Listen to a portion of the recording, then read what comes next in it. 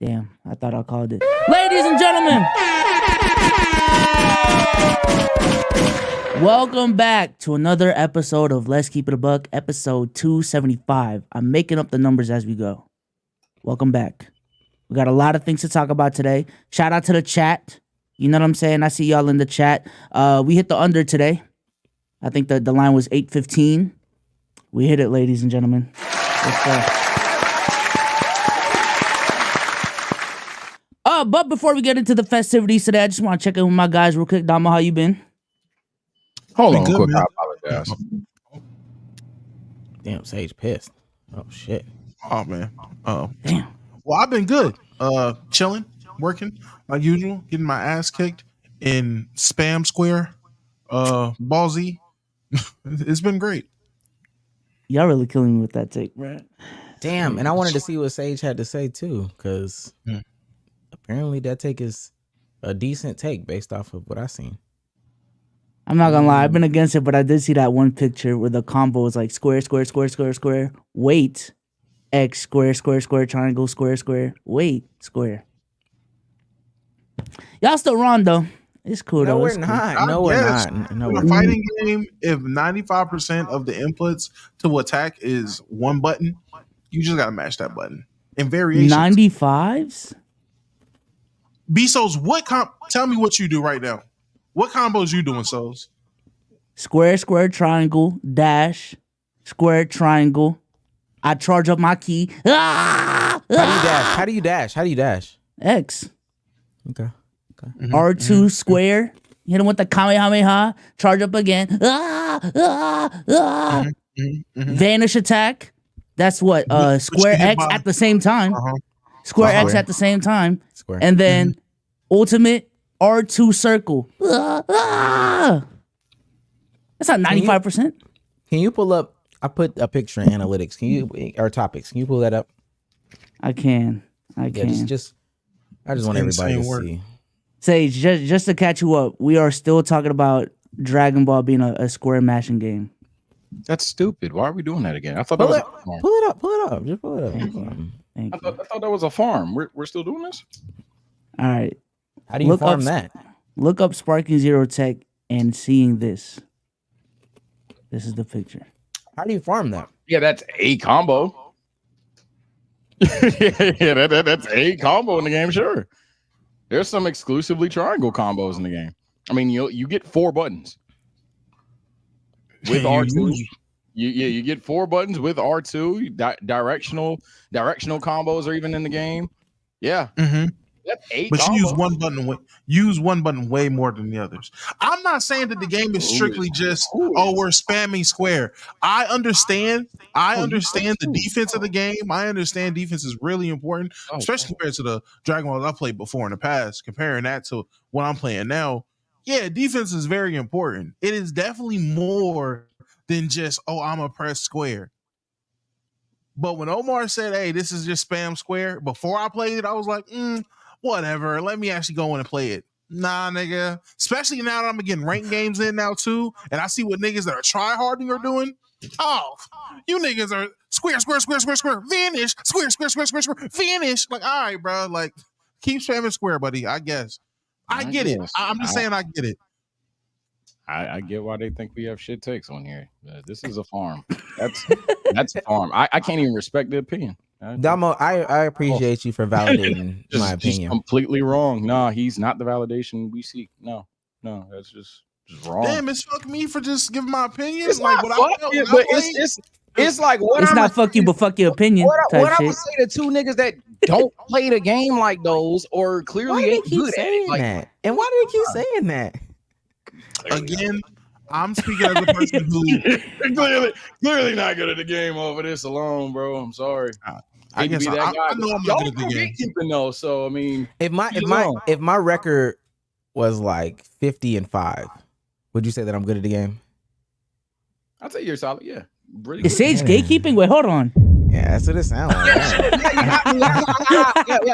I'm gatekeeping. Yeah, sure. Niggas started doing DBZ and anime commentary. I can't get with it, bro. I can't get with this. This is just So say like the same line. thing I asked Souls. Same thing I asked Souls. When you hopping on there, What's a Sage combo? Tell me a Sage combo. What you getting into when you hopping on? A Sage combo, or the fact of, hey, I'm playing Sparking Zero, I win by mutually pushing square, because those are two entirely different things. Man, you know Like- it. like What, literally- what's your opening combo? Like what you trying to get off? Opening? Literally. No. Because again, I don't take myself as stupid. If you guys take me as stupid, that's your fault. When we're playing Sparking Zero, and you say you have a statement, A gang, all you have to do is press square, but then you gloss over that with an absurd amount of defense, all that have nothing to do with square, to then say, okay, but what's your combo? And square and triangle are your two attack buttons is the most disingenuous way of having the conversation. On top of that, there's, again, exclusive triangle combos. There's ways to turn your opponent around and then mash square to death because now they can't block anymore. Furthermore, speaking of the defense, if you must count a square as like the solely spam thing, there square unironically is probably the best. Or is it triangle? I think it's square. I think it's unironically the best defense mechanic in the game because if you push up and push square or triangle at the perfect time, you'll get like a perfect block, whether he's hitting you in the front or behind paws if needed. So it's just for many reasons, man. Nah, I'm not entertaining this. I'm sorry. L Clip Farm, L Creator, L Potter. Now, what I will say, as you say, L Clip Farm chat, all he had to say was anything that's not press square. He could have said, "Oh, I'm gonna go triangle, up triangle." He could have said any of that, but he didn't. He deflected. Deflection is a midnight feat. Hey man, he said all that to say I press square. I'm just saying, like you just had to. You could have said I grab him. I grab niggas. That's how I started the game. I'm not mad at you. I'm not mad at you for pressing square either, because that's the game. Like you playing the game. You good at pressing square, but you just press square, gang. That's cool. By the way, I'm not saying there's nothing wrong with it. I'm not saying the game is bad. Yeah. I'm not saying I don't like the game. I'm loving the game. This is one of the most fun I've had playing a game that's not, as they say, nigga games. There is. I've had so much fun playing this. It's been cool. I'm just saying, before I played the game, I heard, hey gang, you just mash X, because I'm an Xbox nigga. You just mash X. Got on the game. Do I really got to mash X? Yep. I really had to mash X. Like I get it. Call of Duty's push R2. 2K's move the right stick. Madden is hold R2. Yeah. So I agree. I'm on your side, Sage. It's cool, man. It's cool. Dumb. They don't get it. They don't get it. This is dumb. It's a Omar, troll. It's a dumb troll. Omar, how you been, man? I'm good, man. I did press square this weekend as well. No, but I also saw the best movie of the year. I did finally see Transformers 1. Whoa, these animated movies, man. So much. It's an better animated than the real movie? shit. Oh, I thought it was a. Oh shit. No. It's an animated movie. Chris Helmsworth, Brian Henry Tyree, and Scarlett Johansson in there. It's a real good movie, especially if you're into like a little bit of Transformer lore, but nah, real good. I took my mom and my girlfriend and they were yeah. It was great. We done with live action, man. Some shit you just can't get off when you try to make things realistic, bro. Like something just needs to stay animated. But Yeah, and I hope for the rest of the Hasbro, because apparently they're doing a Hasbro verse. For the whole Hasbro verse, I hope that they go down that route instead of trying to do like IRL Thundercats. All right, brother. Stop it. Okay. Sage, how you been, man? Well, 5 minutes ago, I was fine, but then just almost fucking died. So that was cool. But then outside of that, yeah, I'm cooling. I actually had a really good weekend. Now that I think about it. Yeah, I had a really good weekend. So actually, yeah, I've been good, brother. I've been good. You got some head? Nah, I ain't had a hug since Sangria. How the hell am I gonna get head? Sage has sex, guys. Stop it. I wish. Stop it. Okay. I just think like I just say hi and then my hands get clammy and it's just At least 3 times a month. He might not have got a hug. He got a throw hug though. what? Do you have one consistent sex partner? Because this is actually a genuine question. We do have to have some sexual education conversations this pod. Do you have one consistent partner? Huh? Y'all gotta teach. Y'all gotta be the teacher. Let's keep going, Bsolz. Let's keep going, please. I can't say nothing. All right, man. If y'all want to keep supporting the podcast, you can go ahead and leave a 5-star review on the audio platforms. We got one from CJ.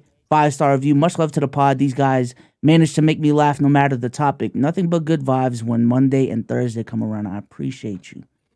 Also, if you are watching this on the live, subscribe to the channel if you haven't already. Like up the stream if you haven't already. Let's gas this stream up. And also, this is a super chat right here. One of our favorite ways for you guys to support the live stream. We will read any and all super chats that you guys send over. This is Jay Clark for $5. Ravens own the Beltway. Also, please stop comparing every black athletic quarterback to Lamar. Lamar is different. What's the Beltway? Oh, that's basically the Commanders and Baltimore game. They was calling this Battle of the Beltway. Is that like a highway or something like that? Yeah, basically just what I don't know. To be honest, I have no idea when it started, but I guess I can see it now that I'm talking on it. Yeah. You basically just say it's that fat ass highway straight shot that connects the two. Yeah, I guess. Yeah, I guess so. Don't they? Ain't the thing that the Ravens choke in the playoffs? Why are they so excited about because they're Ravens fans. Week 5. Great Ravens fans are like Dallas fans, but with a little bit more swag to them. They got some more bop to them, so they get away with the same shit. But yeah, they talk crazy like how Dallas fans do. And no history, but hey, they hype for the belt ball, man. Let them have that. Nah, but no. Commanders fans were talking crazy. So this one, Jay, and all the Ravens fans, I'll let y'all have this. If you're from the DMV, Commanders fans were talking crazy. They were doing the Jaden Daniels is better than Lamar. They were doing that. So they deserve it though. They deserve it. They deserve it. Manukala I don't know. Damn. Tyrone Biggums became a member today. Shout out to Tyrone Biggums. Next up, we have Blake Bass for $10. Hold on. We ain't seen Blake Bass in a minute. Big Blake in the building. If you want to play a comp fighting game with difficult combos, Tekken is the game to play. But if I'm playing Sparking Zero, I'm just playing to have fun.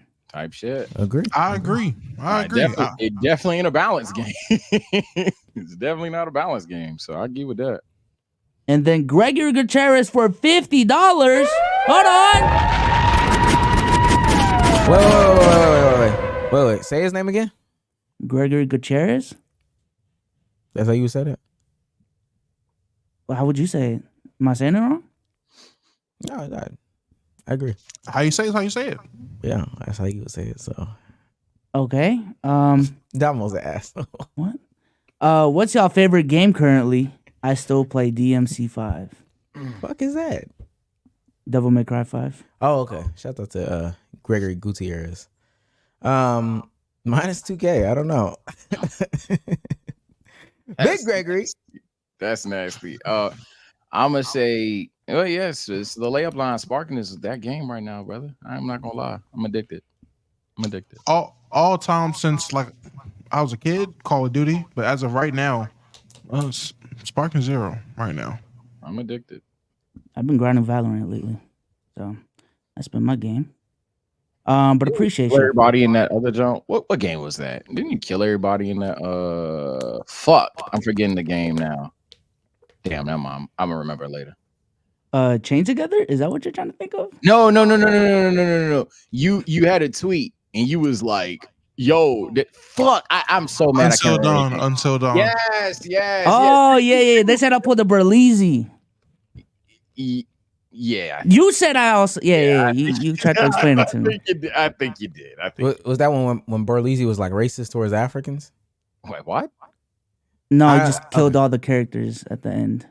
Okay. It's you know, if you know Berlizzi lore, you know. My goodness.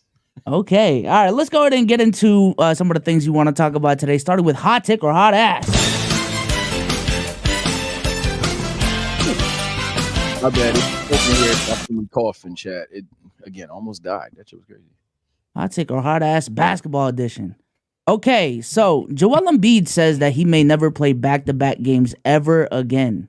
If I had to guess, I would probably never play back-to-backs the rest of my career. And then, friend of the show, Six Rings of Steel says, if Embiid misses every back-to-back, that is already 15 missed games. Could only miss 2 more to still be eligible for awards. You trade in that for a healthy Embiid in the playoffs, though. Is that a hot take or hot ass? And honestly, it's just a bigger conversation about Embiid, given the fact that before the season even starts, he's just throwing away back-to-backs. Like, he's not playing them. So you're asking for the hot take of Joel Embiid doing that, or you're asking for the hot take of he should do that or not? Both. Okay, so for Joel, I don't want to hear that shit. It's an ignorant hot ass pause if needed, because I'm a fan of the sport. I want to see my players play the sport, and that's as simple as it can be. I know there's more legitimate answers than that. But in terms of like a fan, 76ers fan, being along the lines of, hey, gang, I would 100% say Joel don't play back-to-backs if it means he has higher odds of being healthy in the postseason. No, that's a hot take unless I'm missing something. I think that's pretty elementary. I get No, you good, and I'm gonna take it a step further. When you say stuff like that or do stuff like that, I'm about to get back to the old school. He already put himself in the categories of like the Carmelo Anthonys. I see why you said that though. Respect, yeah, I get it, and it's the smart thing to do. It's the longevity move. It's a really good thing. If I was the ownership, I would do that. But I would just explain to him, you'll never be greater than Carmelo Anthony. As the owner? To his face. Mm-hmm. God. I think he's already on a level above Carmelo, seeing how he's already an MVP. I think this is a great move all around. To be eligible for this in-season awards means absolutely nothing to the grand scheme of things. The most important thing is winning. He's there to win. He's getting paid to be a winner.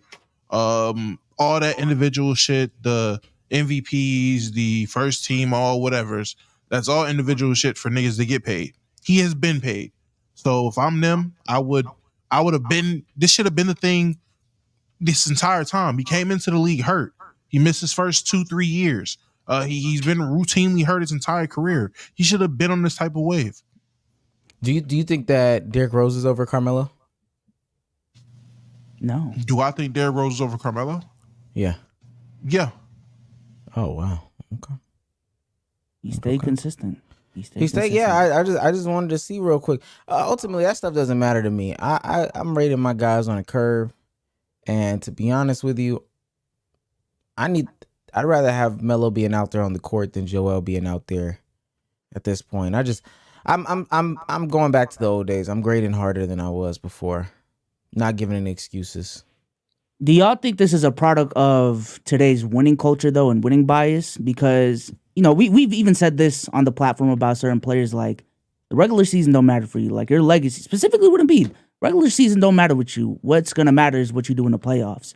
So to combat that, he's like, all right, bet. I'm going to take care of myself in the regular season, not push myself to reach 65 games and then get injured. I'm going to rest myself. Same thing with Kawhi, so that when the games that matter come around, when y'all are really supposed to judge me, I'm going to be healthy and ready. Well, you say that. The problem with that is, like, and I hear people say that, but when we get into the certain conversations, let's say he gets another 2 MVPs. What conversations does that put him in? Let's say he gets another MVP. What ballpark does that put him in? Just throw out a name. It don't even got to be right out. We don't care if it's right. Steve Nash. Steve Nash. Combo. Let's go. All right, let's put him in the Steve Nash combo. What's gonna make or break if you got Steve Nash above Joel or Joel above Steve Nash is we're just gonna start saying, oh, well, the regular season. Is he playing? I'd rather have 89 games of Steve Nash than Joel Embiid at 50 games. Yeah, they got 2 MVPs. That regular season is gonna matter eventually. So we can prolong it all we want to, but it's gonna matter eventually. It's only gonna matter if he doesn't do anything in the postseason, which only time will tell if this plan of already kicking 15 to 20 games in the regular season so you can be ready for the playoffs, if that works. As of now, it hasn't worked because he hasn't been healthy. Now, has he went it with the mindset of he's just not going to play? Maybe not. Maybe this is something different. So if that starts to work, if he does this where he's giving up on regular season awards to play in the playoffs and now he's healthy, dominant, winning, and they mess around and win a ring or 2 in the next 5 years, total different conversation. Well, but hold on. But tell me the conversation that you put him in. They win 2 rings. Cool. That's cool. 2 and 5. Where do you put him? Just me personally, at that point, he's a all-time center conversation. He's, I will argue, top 5 in a top 5 conversation. Top 5 center for 2 rings. Oh, top 5 conversation. The stage was like, top 5 center. I'm sorry. Top 5 center conversation. Okay, cool. Okay, cool. He gets the top 5 center. I don't know who you have as 4, or I don't know who you have as 5, or whatever the case may be. Who just throw a name out there. Just give me a name. 4 or 5. Top That 5 would center be is tough around to crack. 4. That's around 4, probably Jokic. Probably Jokic. Okay. Why would you have the nod over Jokic above him? Because then you're comparing at their peaks. Joel Embiid is as dominant, but healthy. The defense will just matter more compared to a Jokic. For me personally, that's why I will put him over. As soon as you say health, it sounds like we're talking about the regular season again. That's just what I got from it. I could be wrong. Well, if he's healthy in the playoffs, that'll be the difference. But they both healthy enough to get a ring or 2 or whatever the case may be. Joel Embiid has not been healthy enough. No, I'm saying in this world, you get 2 rings. Cool. That means you had to have been healthy at some point. That's fine. Now you put him in a different conversation, but the separation between the two is most likely going to be health in the regular season. He can move up. Cool. He'll move up past like David Robinson or something like that. But once he gets into this new conversation, the separator is still going to be regular season. We can prolong health in the regular season, but it's still going to come up eventually. You need to be healthy in the regular season. You know, now that y'all bring up Jokic, and this is not me trying to pull a gotcha stamp. It's going to sound like it, though, but I'm really not.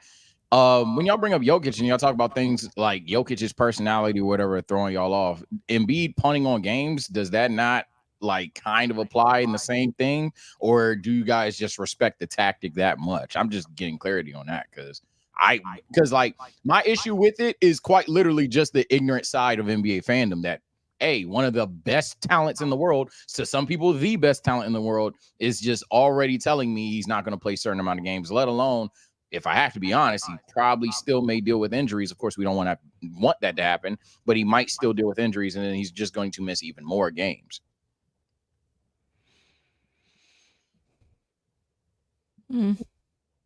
What? What? What? He zoned out, didn't he? All right, so basically, I can't think. Go ahead. I can't think. Does Joel punting on the games? Does Joel punting on the games fit the same mode of like Jokic being boring, basically? No. I got what you were saying. I don't know why they said it like that. I don't want to say that it fits the same mold. It is something that is nasty. Because to what end do we like stop giving him grace? If he skips back-to-backs, where does that put him at? Like game-wise for the season, the most he could do. They said 15. 63. 63. Oh, you got that? No, I'm sorry. 67, 68. 67. Yeah, 15 missing all back-to-backs is already 15 missed games. So 82 minus 15, that's 67. So 67. They could get the awards. 65 is the threshold for the But awards. just factor in like 5-10 more games of just like missing it for other reasons. You know, it's close to the All-Star break, you know, whatever. It's close to the end of the season. We're not playing the last 2-3 games. He might genuinely be needing some rest, so they're not going to play the Charlotte Hornets for real. And you got another 10 games. Are we okay with the superstars of the league playing 60 games? Maxing out at 60 games. I will say not every superstar has the injury history of Embiid, though. Like, even last year when people were making a big deal out of it, we were like, yeah, but Embiid gets injured. Like, he shouldn't be the example for why the 65-game rule is ass, because he always gets injured. But yeah, I don't know, because even 60 games, I know this is a crazy low bar for Embiid. That already is a healthy season. I ain't gonna lie. For Embiid, which sounds crazy. I will say this, though. I think what this tells me is that for certain teams in the league, I know we like to talk about roster construction, these little signings to fix their weaknesses and all of that, bro. For certain teams in the league, it really does boil down to how your best player is going to play / their availability. And I think the 76ers don't matter what, like, unless we're talking about some Paul George's turns back the clock to 2019 shit. It don't matter what Tyrese Maxey, Caleb Martin, Nick Nurse is gonna do. If Joel Embiid is not healthy by the time the playoffs come, if he's not at least 80%, they are not going deep in the playoffs.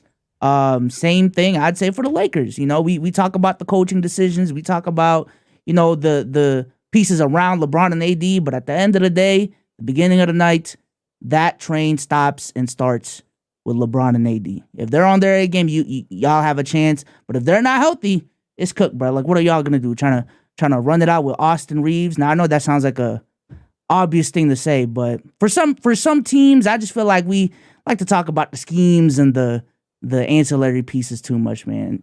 Is Luka gonna play or not? You know, That's not applicable to the Celtics, right? Whether Jason shows up, it doesn't really matter. Y'all say he got carried, so apparently not.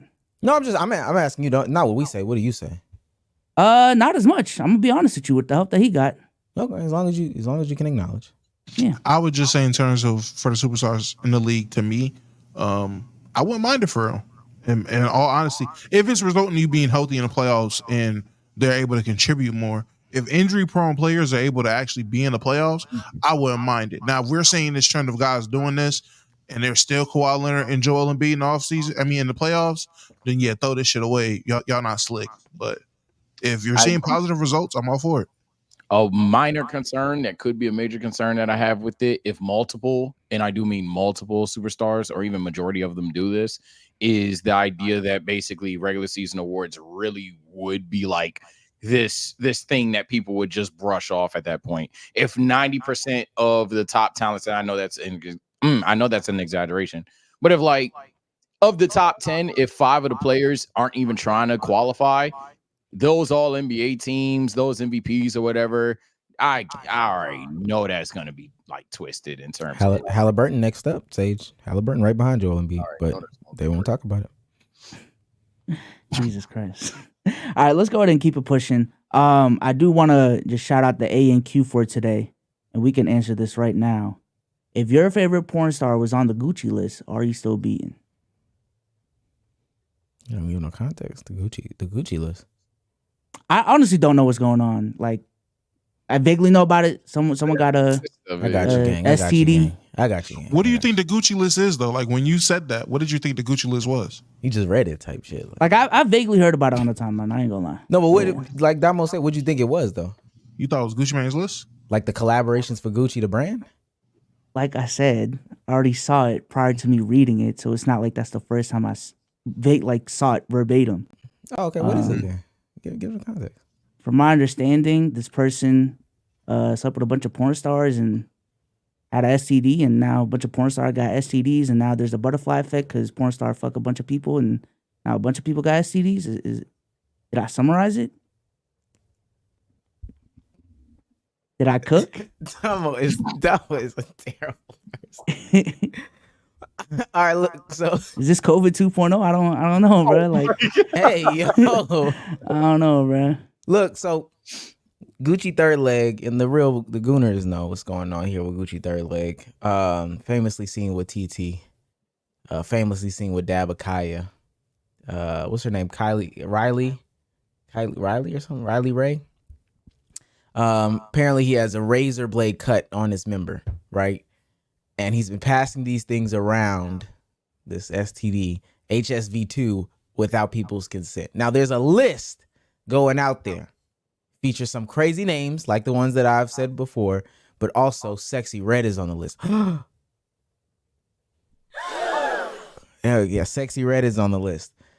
We need to know if who your favorite star is. Well, even celebrity. You can, at this point, hell, you can name just any random celebrity. Who your favorite celebrity is that's on your goon list.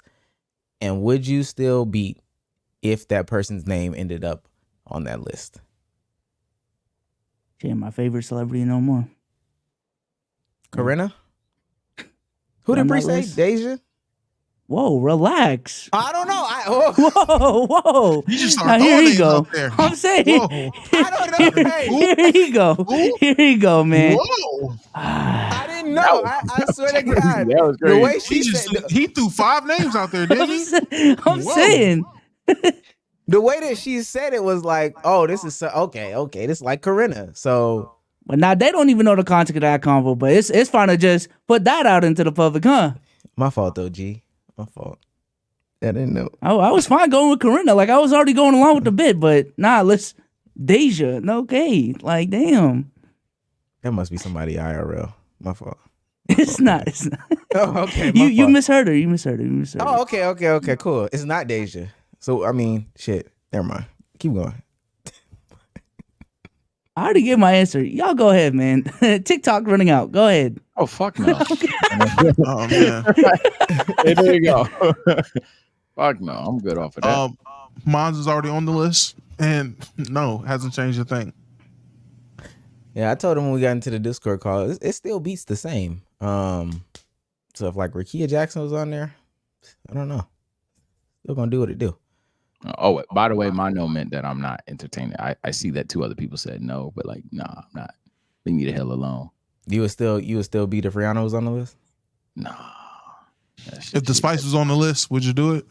Well, y'all keep bringing up the Spice. I just think she's the GOAT.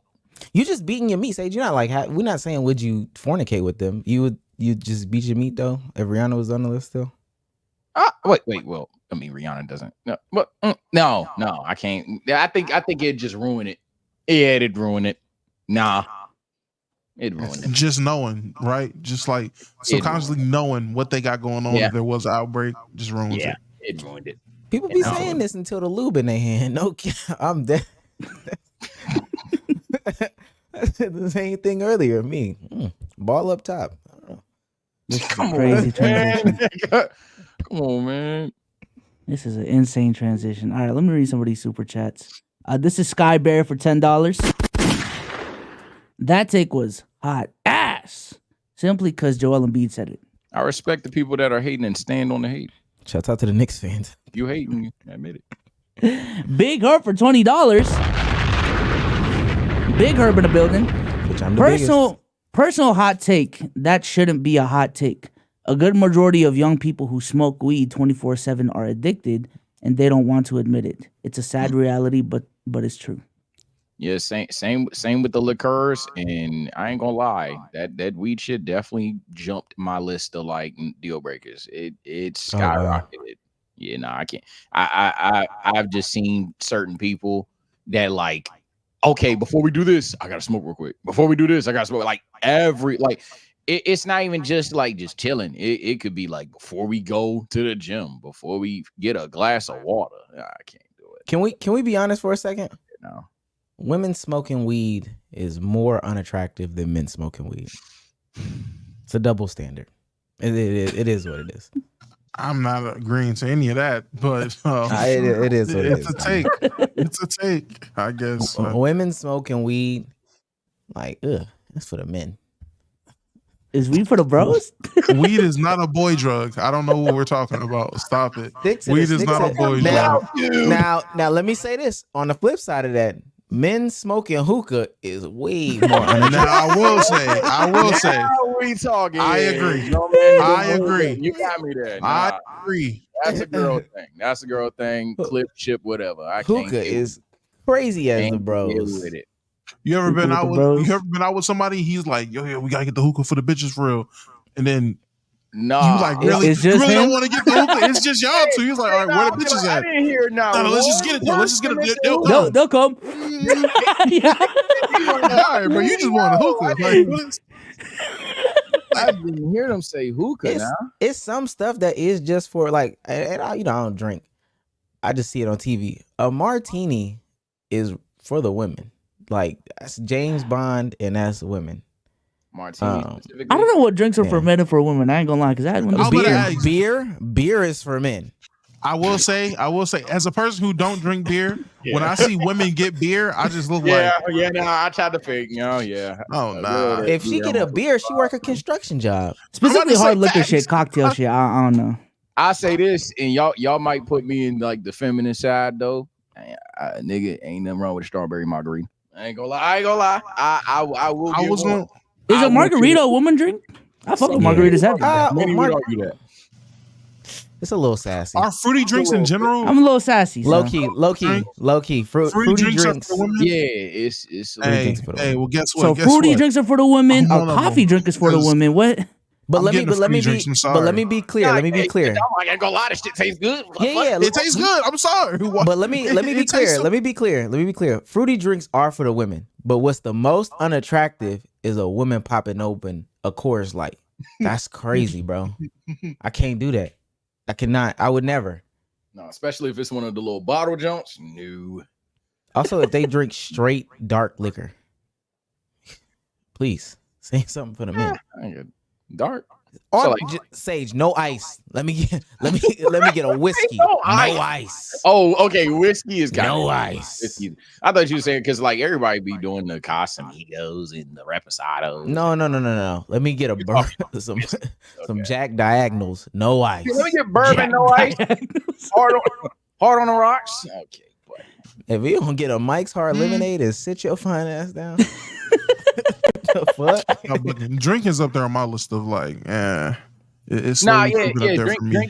Drinking too. Like if you need to do it, and here come chat saying whatever, cool. But like seriously, if it's like a thing where you need to do it, it's like, all right, buddy, you lost me. I had Don Julio for the first time this weekend. That me fucked up. It's the Don, of course. You had the big bottle, little bottle. I don't know what the little bottle look like, but it's a little like this big, yay big. Nah, that's not the $7 bottle. They Let's know. wait, how old are you, Sage? How old are you? 20. It's like 24, 5. Oh Five. yeah, I ain't gonna lie. Women drinking anything outside of wine at your age, ship them out.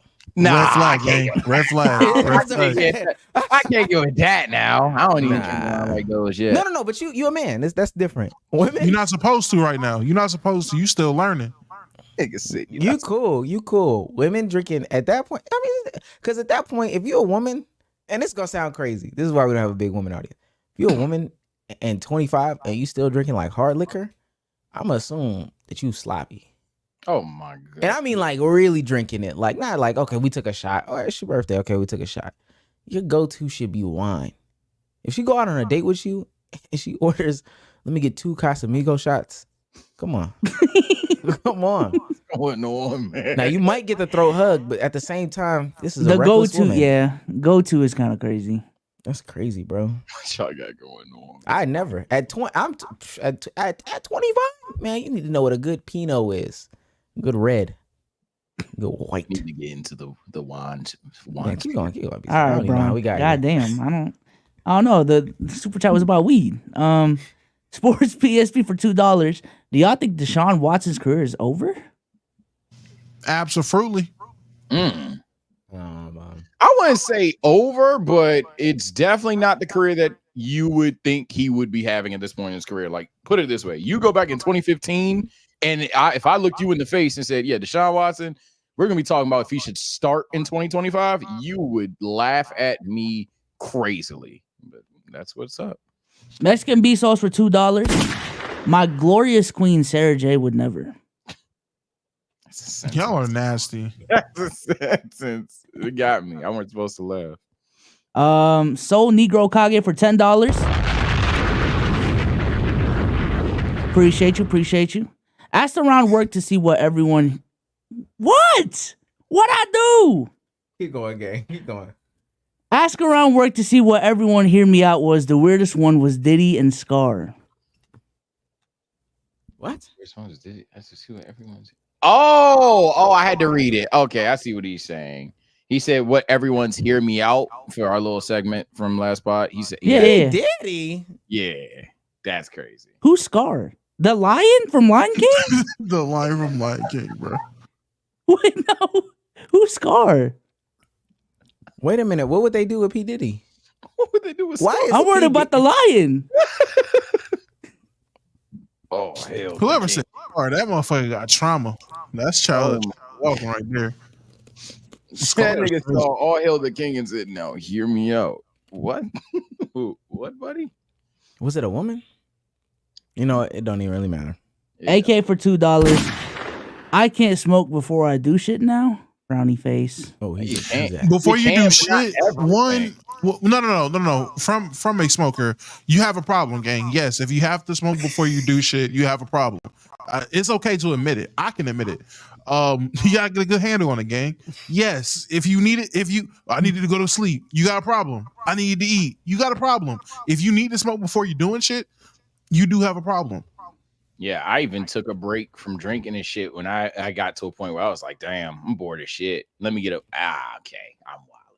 Like everybody needs to have that self-reflection moment and move forward, bro. If you got to smoke to do everything, G, especially that segment. There's one Keep It a Buck segment I down. Remember that segment when they was like smoking in the gym? We got a lot of shit for that. I died by that.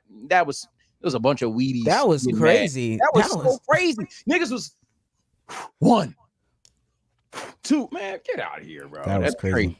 They was just Wait, people did that in your gym? No, but you remember the segment? It was a clip. It was a clip on. I don't think Bsolz was there. I think us three recorded something for MVPs. It was a clip. They were at a gym. I don't even remember. I feel like it was either between Atlanta or DC, but they were literally smoking while doing the workouts. Like say, just saying they were benching, but had the blunt in their mouth. And then as they would go down, they would inhale, and as they would go up, they would exhale the blunt. That sounds like a challenge. Nah, it's the most useless thing in the world. It's dumb. Challenges can be dumb. All right, man. Let's go ahead and keep it pushing to the main event. Y'all see the title. Y'all see the thumbnail, man. NBA preseason. NBA season is back, and we got smoke. Allegedly.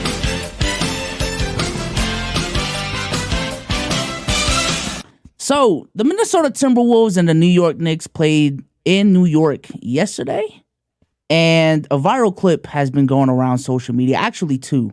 One was Donte Divincenzo allegedly saying something to Tibbs, which was then debunked after the game.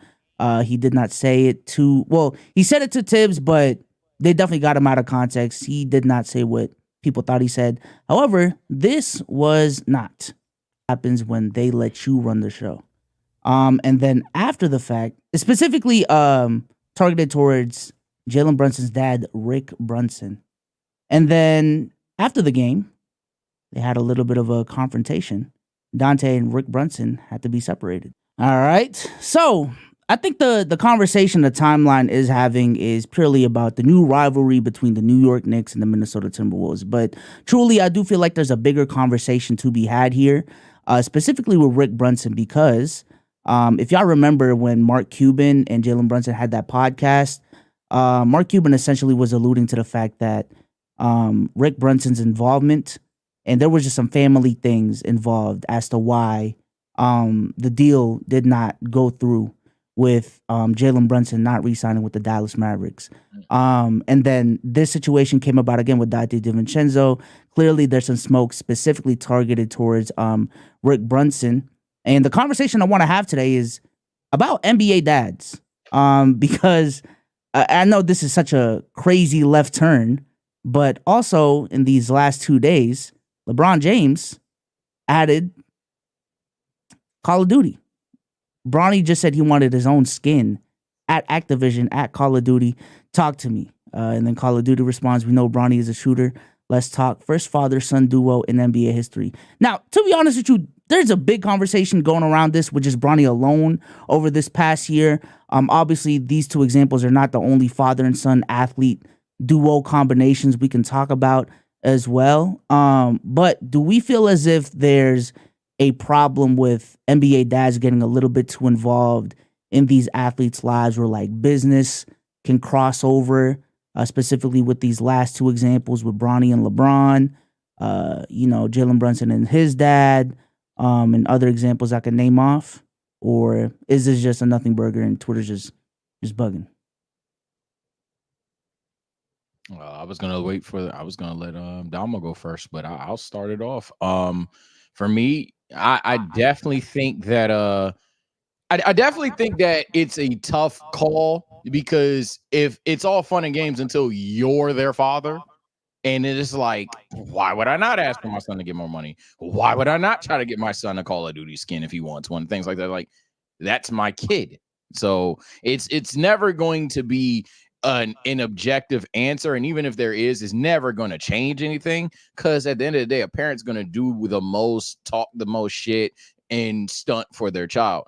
Now, I guess an issue is whether said child can see that their career is getting hindered, like how people tried to argue LeVar Ball was doing to Lonzo once upon a time, or how I don't know if you guys remember, but I think Kawhi and his uncle or something like that. I know we're talking about fathers, but Kawhi and his uncle, they had a couple of scandals or whatever the fuck going on with them. So I think that's at a certain talking point there where it's like, all right, now these players need to stand up to their family members or whatever and be like, yo, I need this done, or I think this person's trying to do better for me, whatever. Cool. But I think ultimately, without yapping too much in the intro, yeah, I don't think this is ever going to change.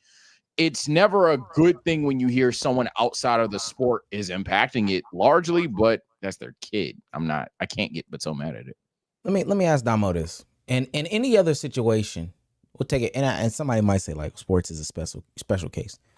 In any other situation, if somebody's parent was this involved in decision making for that child, what would we be saying about it?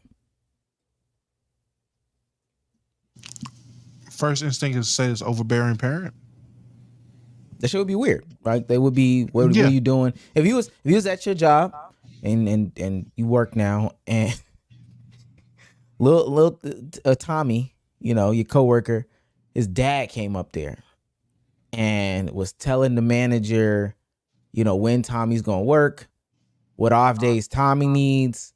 It's time for, I don't know, boosts in pay. It's time for pay raises. It's not Tommy talking, it's Tommy's daddy talking. This shit is weird, right? Like we would be like, whoa, what's going on? Yeah. What's weird. So why is it, if somebody gonna give me some BS special case stuff, why is it in this situation are we not calling a spade a spade? That's weird. It's weird. He's a grown man. These are grown men with the ability to make grown decisions. Somebody in the comments is gonna say, well, they appoint agents. That's a difference between your dad, your parent, and somebody that is hired to help you in these regards, handle your business manners and stuff like that. I think that it can be too much. It's kind of hard because he's a coach now. So what can you say? But we know for a fact, I know Don was going to talk about it. This has some implications on like how teams view you as a player. LeVar Ball. We know that. Good, bad, or indifferent, how the player is. We know that these have implications on how your child is perceived by GMs and ownership. Cut it out. I'm just a little confused because I feel like historically you've been pretty pro nepotism on this podcast because, hey, if you got the opportunity to unlock opportunities for your child, if anything, it's a bad thing that you're just like not doing it. Because I remember Shaq said something about his kids like having to earn everything. Oh, you got to earn everything the hard way. And we were like, come on, man. Nepotism is cool. Nepotism is great. Nepotism is not his daddy on the bench chirping at the other players to the point where they have to be separated at the end of the game. Nepotism isn't his daddy in the contract negotiations. If he was advising from the outside, I think that's a different thing. But from the way that Mark Cuban said that, it's not like he was in the contract negotiations. That's not nepotism. I don't think that that's nepotism to where you can't talk for yourself. That's different. I just feel like in this instance, this is a situation where I feel like it's very weird. Once I found out that his dad was on the coaching staff and he was on the last coaching staff of the last team he was on, it made me really start thinking about what is his motive and what does he have going on with this. We've already seen the clips of him pushing him when he was a kid, and people have their thoughts and opinions on how people push their kids and the things that come from that. Speaking on this situation alone, I think this relationship is a bit weird. There's an overall talking point about NBA dads in general, and me personally, I'm always pro nepotism, and I feel like each situation is definitely dependent on the dad. There are different dads. A lot of these dads are dadding different ways. You have LeBrons, you got Gilberts, you got Kenyans, you got your LeVars, you got your Marvin Bagley dads, you got your De'Aaron Fox dads. It's a case-by-case situation. I have no issue pointing out the bad cases, the people who are doing it, I would say wrong. Like people who I would say wrong in situations like that. In terms of his family being a part of any negotiations he's had, I feel like that's for any professional athlete. A lot of these professional athletes rely on their parents or that sole parent or whoever it is. They rely on that input a little too much, and that's just I don't want to say a crutch, but I feel like that's normal. If it's getting to the point where your dad is now on the coaching staff because of you, I feel like that's crossing the line. That's kind of it's a bit strange. But I don't want to make it seem like that's my whole issue with all NBA dads. 'Cause I know not all NBA dads are this bad. It truly is case by case. I think when I hear you, and let me say this real quick. I think when I hear you is when it becomes bad, right? I think that even Trae Young's dad, sometimes his tweets can go viral. Like I'm not. If his tweet goes viral, it is what it is. But if I hear you, if your daddy is one of the topics on SportsCenter, ESPN First Take the next day, FS1, whatever the case may be, at that point, it's too much. So can I ask John Moran's dad? You felt that was too much? I think the difference between what he was doing, because I don't remember him being involved in anything. I think that they made a lot of it because he was courtside, invisible. Now, when they started, go ahead. I would just say, but that's still a situation where I do agree. He wasn't one of those people that you would just see on Twitter going crazy, talking about the team or whatever it is, disrespecting people. He didn't even seem like a person that was being constant annoyance at a game. But it was just the Memphis Grizzlies themselves. That organization turned him into a thing, and then it became a national thing. You know, he looked like Usher thing. But then he became someone you heard from. He became this pseudo celebrity. He's dapping up AD before games. He's trash talking with players, and now that's being picked up. So now you're hearing him. Is this now becoming a problem, or is it the Grizzlies created it? How can we say it's a problem? I can agree with that. I'm let me change my stance there. I'm probably more 95-5. Like you've made it a thing, and to the point, I'll tell you when they should have cut that shit out. When the whole Shannon Sharp thing happened. Yeah, I was going to remind you that very fair. He had a confrontation with Shannon Sharp. I guess for me, and I just wanted to talk because I didn't attack directly the case like everybody did. Apologies on that. When we're talking about specifically the Jalen Brunson thing, I mean, again, he's going to do what he can for his kid. But I guess for me, I think it's a little odd, not even at contract negotiation time. I think it'd be odd if Jalen didn't ask a family member, and if in this case his father or somebody that he truly cares about and he knows cares about him, how do you feel about this or whatever.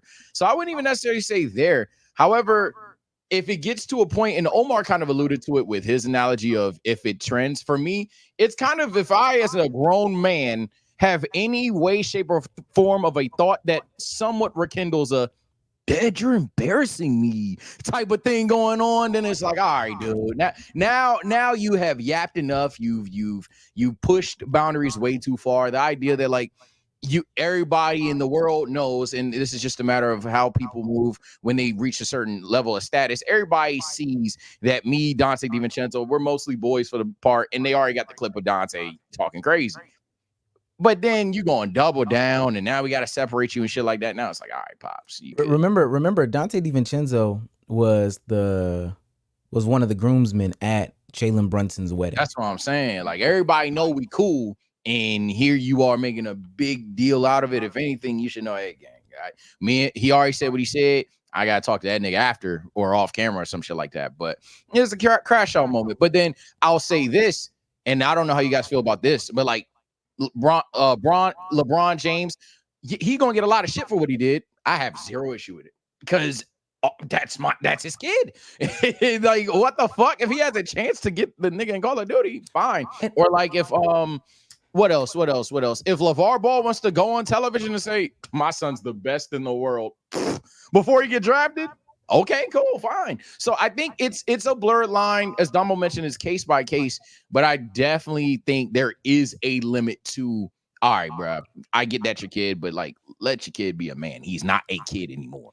I think that, again, because like, I agree with you saying, like, you asking, because I do this with my brother, even when we get deals or whatever the case may be. I'll ask him because he has some knowledge in the content creation world. Yo, this is what Prize Picks is offering. This is what, Manscaped, SeatGeek, Captain America, whoever Sony is offering. This is what they offering us. These are the, ins and outs numbers. What do you think? Never. And I assume this to be the case based off of how they talk. Never would I sit down in a call, us Prize Picks and my brother, and never would I ever then like tell us, let Lo got it real quick. He got it real quick. that to me is like, all right, at that point it's too much. This is becoming too. Who am I?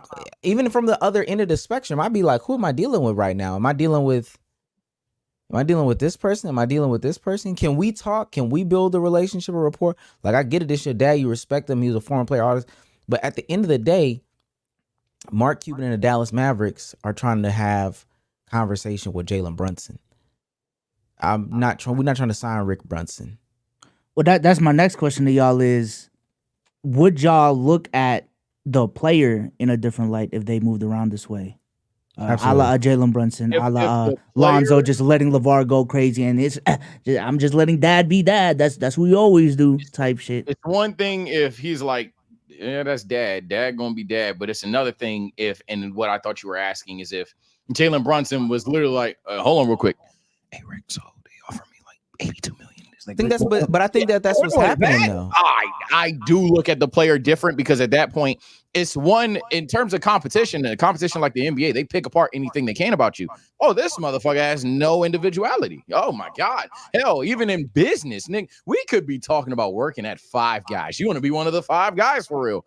And this nigga is just gonna be, the junior. All right, but like, no, bro, I'm nah. So that's where I think the limit is. Obviously, we don't know every detail about Rick Brunson and Jalen Brunson's negotiations or whatever. Cuban could be lying for all we fucking know.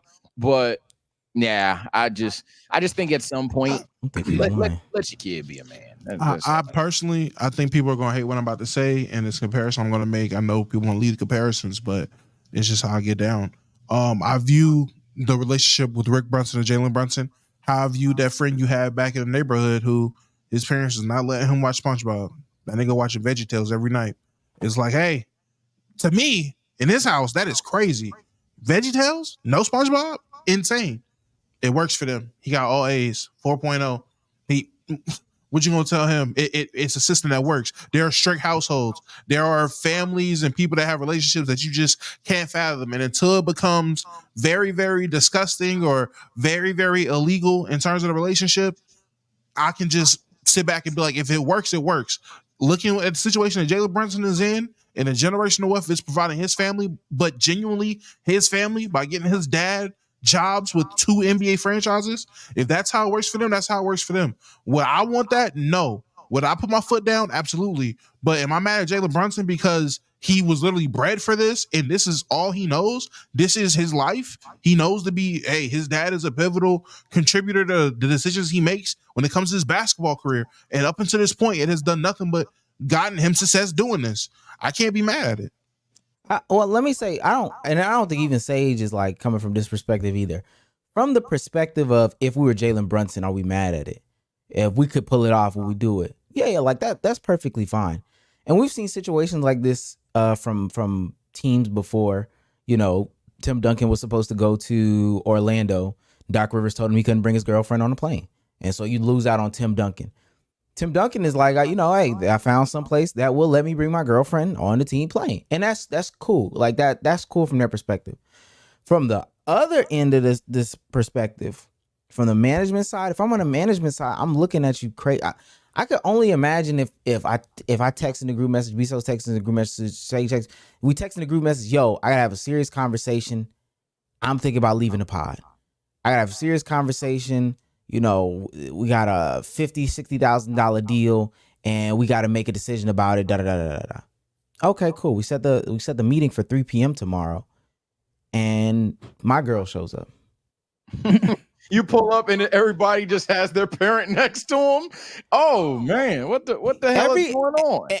And mind you, and I'm not saying this is how it was at the table. Parent first, Sage behind the shoulder. No, I'm here, y'all. Hey, I'm here. Yeah, I want to reiterate, not even just for the comment there, but like, we're on the internet, soft chance, but like, I'm not saying that Rick Brunson is doing all of these things to Jalen or Bron is doing this to Bron or anything like that. We ultimately are NBA fans. We don't get the full context, but just in the general conversation of like how this goes. Nah, yeah, Bsolz, to answer your question, I'm definitely judging if for whatever reason we was talking about, all right, bro, we gonna have serious conversations. I might lead the pod, and I brought and you just seen TSO mommy in the chair. TSO You mommy.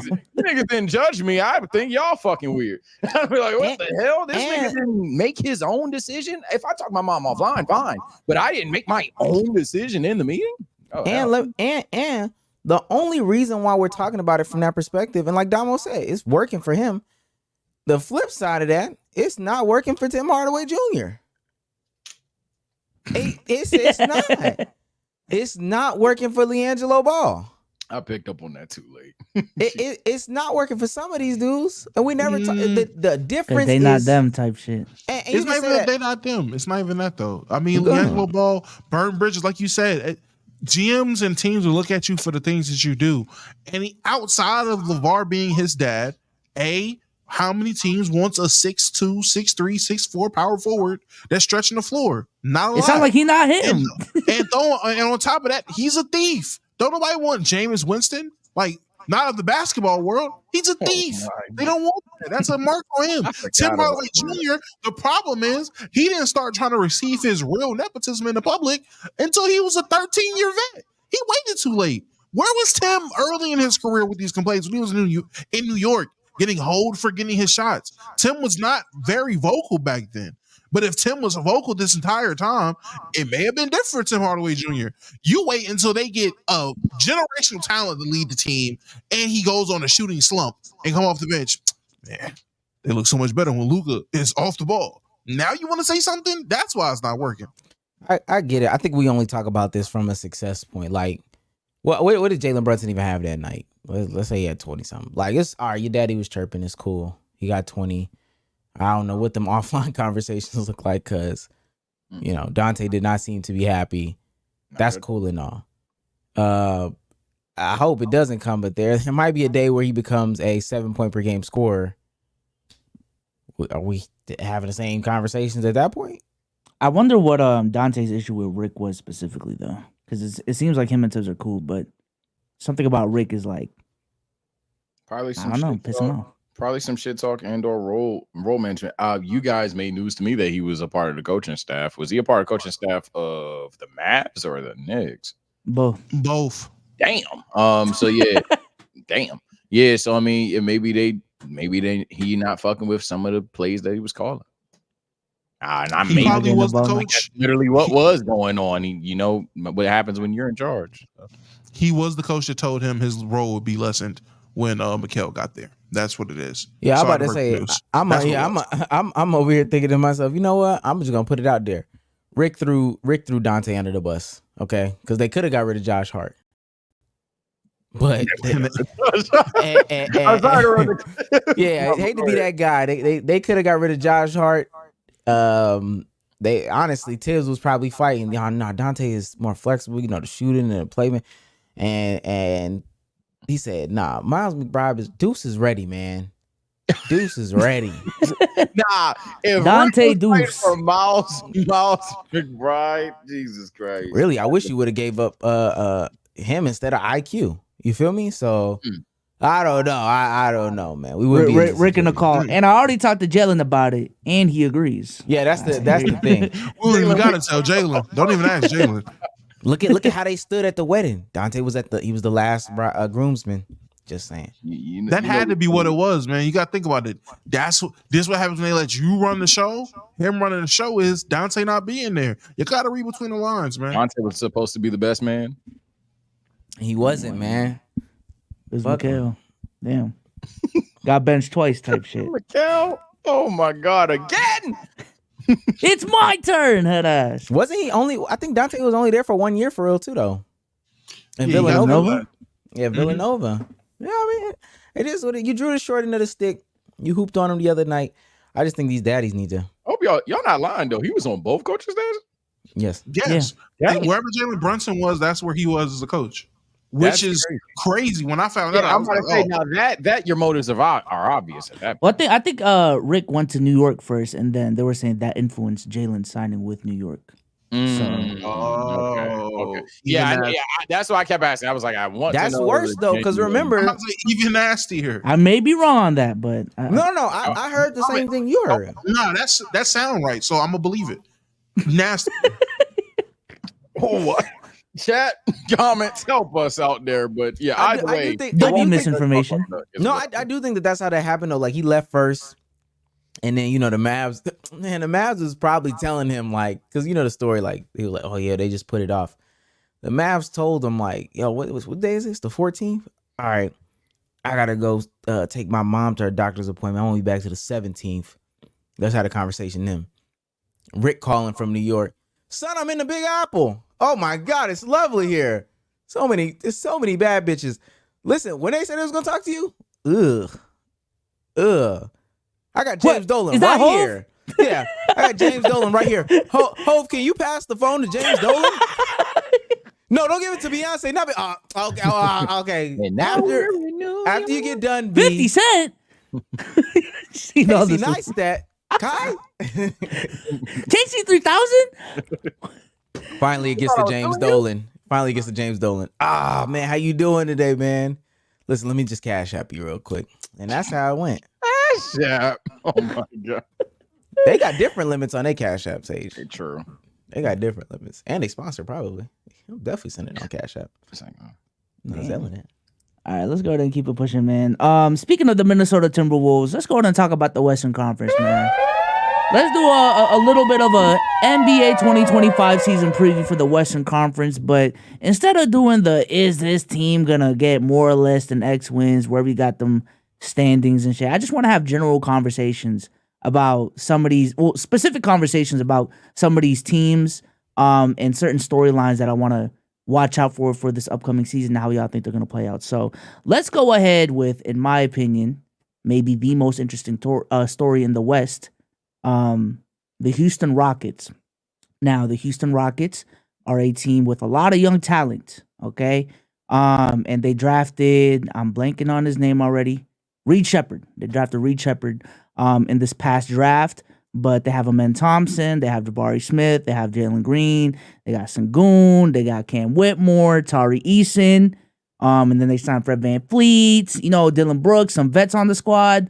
And essentially, people are starting to wonder, all right, all these guys can't be on a team 4, 5, 6, 7 years from now. What is going to be their core? And I feel like this year specifically, and maybe y'all disagree, they really need to find out, for better or for worse, who is their future. So, one, who do y'all think their core is going to be? And two, who's going to be traded if that's the case? I think this is easy. As a person who last season, I predicted them winning 40 games last year. People called me crazy, and they did it. And I was like, see, I knew it. I don't think this is going to be the year where they find out who their core is going to be, because there's too many new pieces. This guy's going to be second-year players, some maybe third-year players, so it's still too early. This is the year where they find out what they're going to do with Jalen Green. I'm pretty sure they're sold on signing Sengun. That's their big for the future. Jalen Green, his time is up this year. And I do believe he'll be traded. If Reed Shepherd is any good, if Amen stays healthy, he's out of there. So Jalen Green's gone. Who do I think their core is going to be for the near future or whatever? Maybe I have to pick 4 players, I guess, for this, I would say Jabari, Amen, Sengun,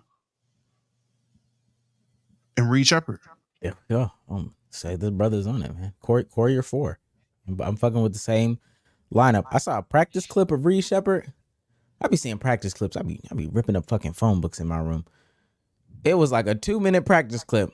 I ain't gonna lie. You can get a lot of up and downs in 2 minutes. Reed Shepherd did something every single possession, offensively and defensively.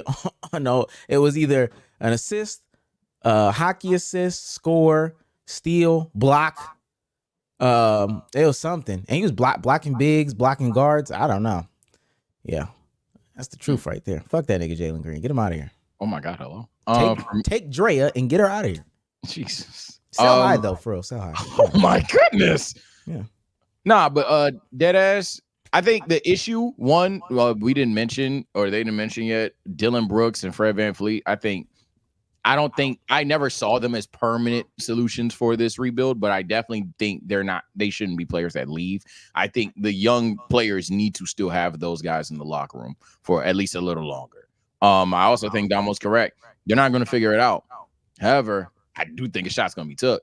And I think Jalen Green is the easiest man to call out. And I personally fuck with Jalen Green. I personally think Jalen Green has a potential in this league. Maybe not superstar potential, but I think he'll be a damn good player once he gets his shit together. However, he would have to be impressive enough to where the Rockets don't trade him. I think it's very likely that the Rockets are going to use him as the most proven player to be the reason why he's gone. So I agree with you all that Jalen Green's probably done.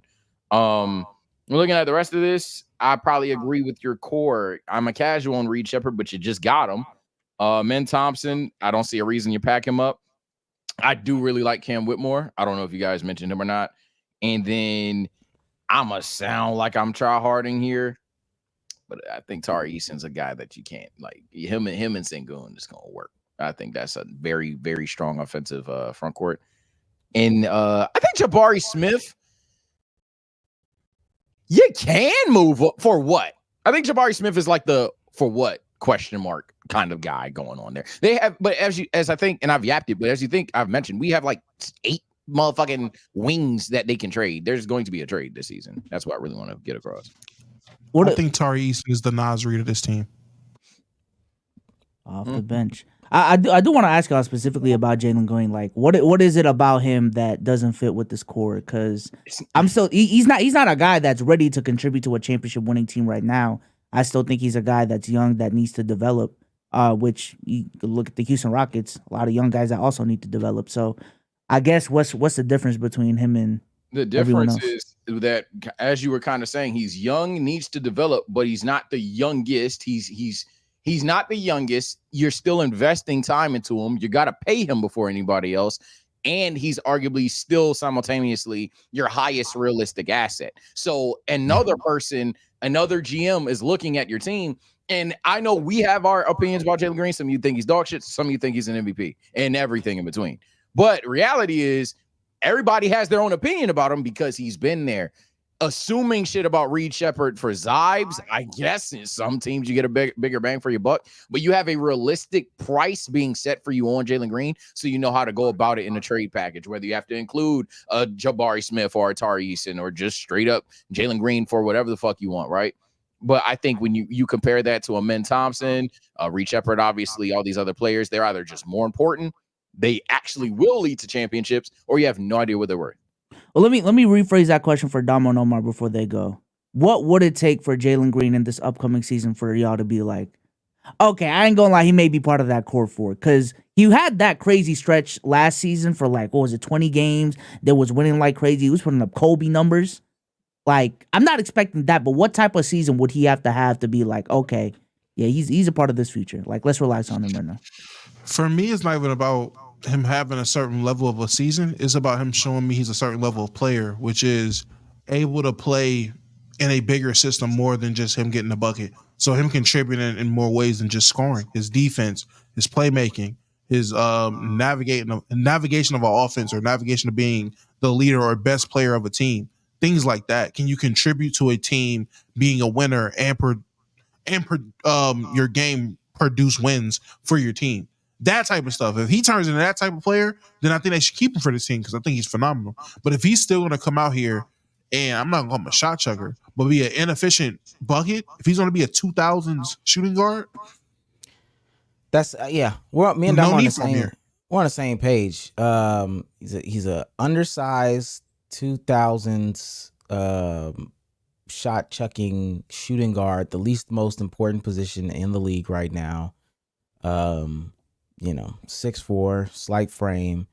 What is being the best shooting guard? Let's even say that he just maxes it out in today's NBA. What does being the best shooting guard in the league get you? Especially at 6'4", can only guard Donovan Mitchell. And I think Donovan Mitchell's a better playmaker than him. So it's like Definitely. There's not, to be honest with you, I hope he plays better. That way the Rockets can get a better trade asset after the fact. Yeah, and that's the fucked up part. We're talking about it, but if he is what was it? I just found it. What I'm talking about, what was it? Like in March through April, when them last 23 games where he was averaging like 24 points.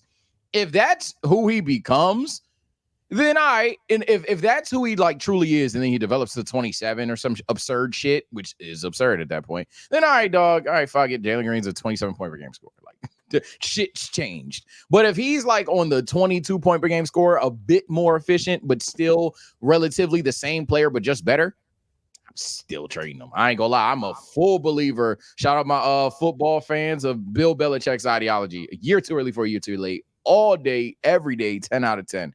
And I think that you have more than enough assets, let alone at the guard spot, let alone at the athletic wing spot, to where, hey, if Jalen Green ever did turn into a 27-point per game scorer, we had like 5 other shots. Now, if they all missed, tough. I feel it. Let's go ahead and move on to the San Antonio Spurs. All right. Let's move on to the San Antonio Spurs.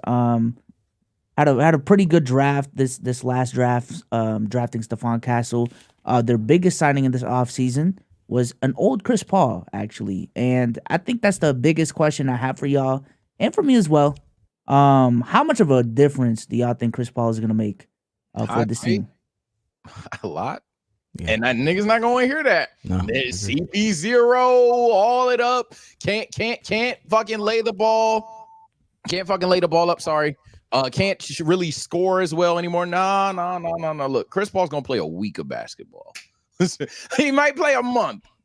He's gonna sit down. He's gonna be a reduced role player, whatever. I'm telling y'all, chat, we can't keep talking about sports like it's Madden and 2K at some point. And gang, Chris Paul is going to matter a ton. Maybe not in terms of winning championships because he doesn't have one, but in terms of being a good point guard, a good decision maker, and just a leader for this team, Chris Paul is going to matter a lot. I saw him throw Wemby a lob. I got them as a playoff team. First point guard to throw Wemby a lob. This is a stat. First point guard to throw Wemby a lob since he was back in France eating baguettes. So it makes sense. Chris Paul going on that team is going to do wonders for a guy's development, like a Stephen Castle. I think him being more of a point guard, especially with Vassell being hurt and not being there at the beginning of the season, his minutes are definitely going to be up a lot more than what they would have been. So his development is going to be tremendous under Chris Paul for however long Chris Paul's there. Obviously, playing with Wemby, he's going to add an extra layer to Wemby's game. The best center he played with up until then was who? DeAndre Jordan? Yeah, DJ. Tyson Chandler? Or maybe you love Clint Capella.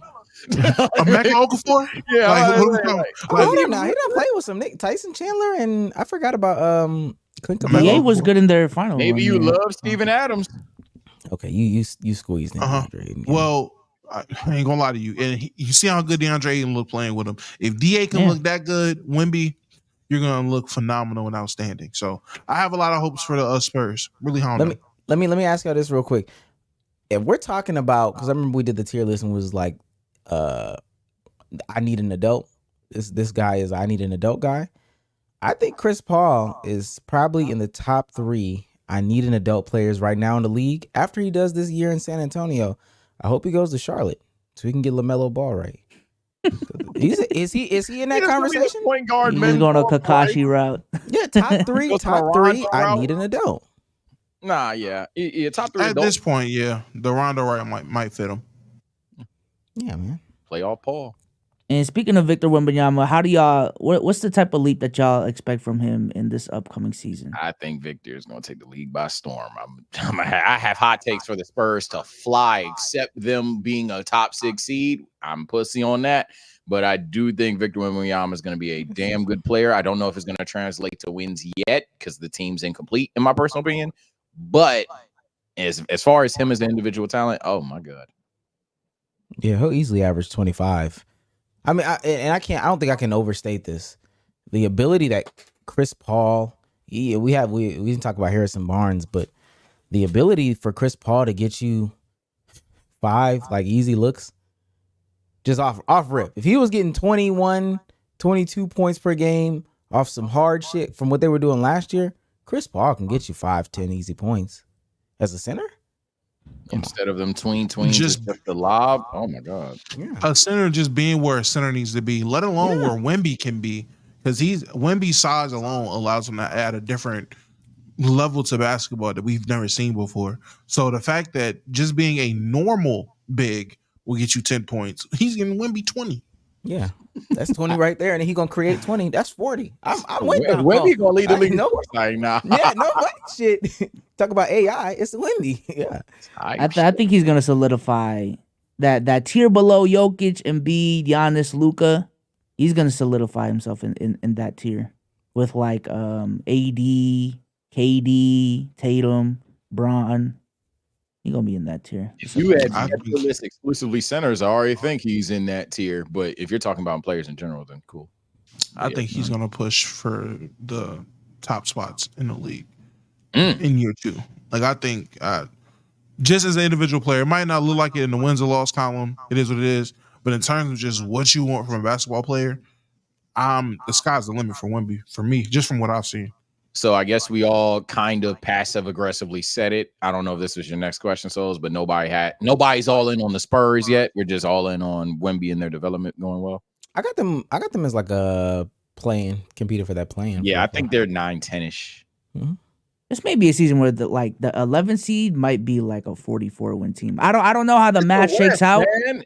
It's the but West. that 11 seed, that ass might be like a 44, 43 win team, which is crazy for an 11 seed because even last season, I don't know if I remember, but like despite the Warriors having a shitty season, they still won 46 games. Yep. Like 46 is kind of crazy for a shitty season. For a 46, damn near 50 win season. It's man, I hate it here.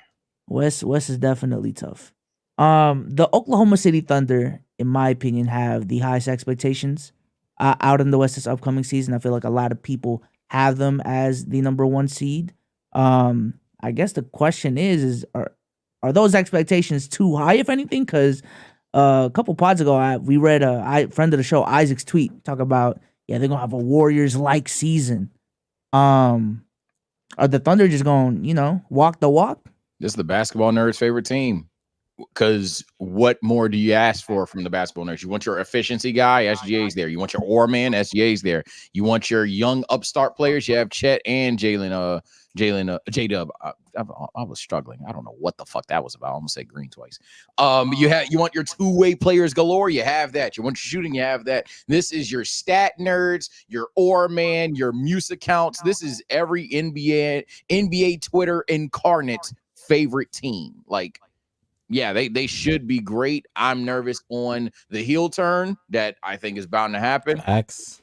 I could see them just running into a wall of some very niche team. Maybe Jokic is just too unstoppable. Maybe it's some vet diff thing going on or some shit, which I don't think will be the case. I think they're good enough for that. But yeah, I could see them not winning this year for whatever reason while still looking like the best roster. And I'm not anticipating the heel turn, but in terms of what this roster should be capable of doing, let the hot takes fly because this is probably the best roster. Well, I got one team with the biggest disappointment potential and the most to lose if they do lose this season. People are gonna start pointing fingers and asking, "Is this guy really ready? Is this guy really prime time?" It's year 6 of the Lou Dort experiment. Some of these bench guys aren't really who we thought they were because they're not performing. Well, we thought the second guy to come along with Shea was going to be J-Dub, but it doesn't seem to be J-Dub. How much is Shea sit really impacting winning? All those conversations will be had. They just got the most to lose if this don't go right this season to me. I think the exact opposite, actually. I think this is a very, very phenomenal team, and the expectations aren't too high for them. I think the expectations are the conference finals. I don't think it's a win or this is a disappointment season because this is still a young team and a relatively new team in the grand scheme of the upper echelon teams. Last year was the year where they were supposed to prove that they were for real. I don't know if people remember that, but going into it, it was, young team, flash in the pan, you got to prove it. Okay, well, they proved it. I've never seen it go from, oh, you proved it, now you got to win it. No, there's a step between there where, okay, bet, where should you actually be? And in all actuality, they went to the second round last year. They should be in the conference finals. Now, when they're in the conference finals, we can have that conversation about whatever happens and what the conversations are then. But I don't think this is going to be a situation where they just have this Anthony Edwards heel turn on a player or the team, which is, I guess, the hot take here. Any other situation, you would expect there to be a heel turn, whether it's Luka, whether it's Tatum, whether it's Anthony Edwards, whether it's Halliburton. All these young guys, all these young players, they hit these levels of highs, and when they lose, people crash out on them in any way they can. I genuinely think this Thunder team is so great, and I think they are so likable. There will not be that same level of crash out, and then people will call hypocrisy. People will say double standard. We will say whatever it is, but Shea won't get the same criticism that Ant gets.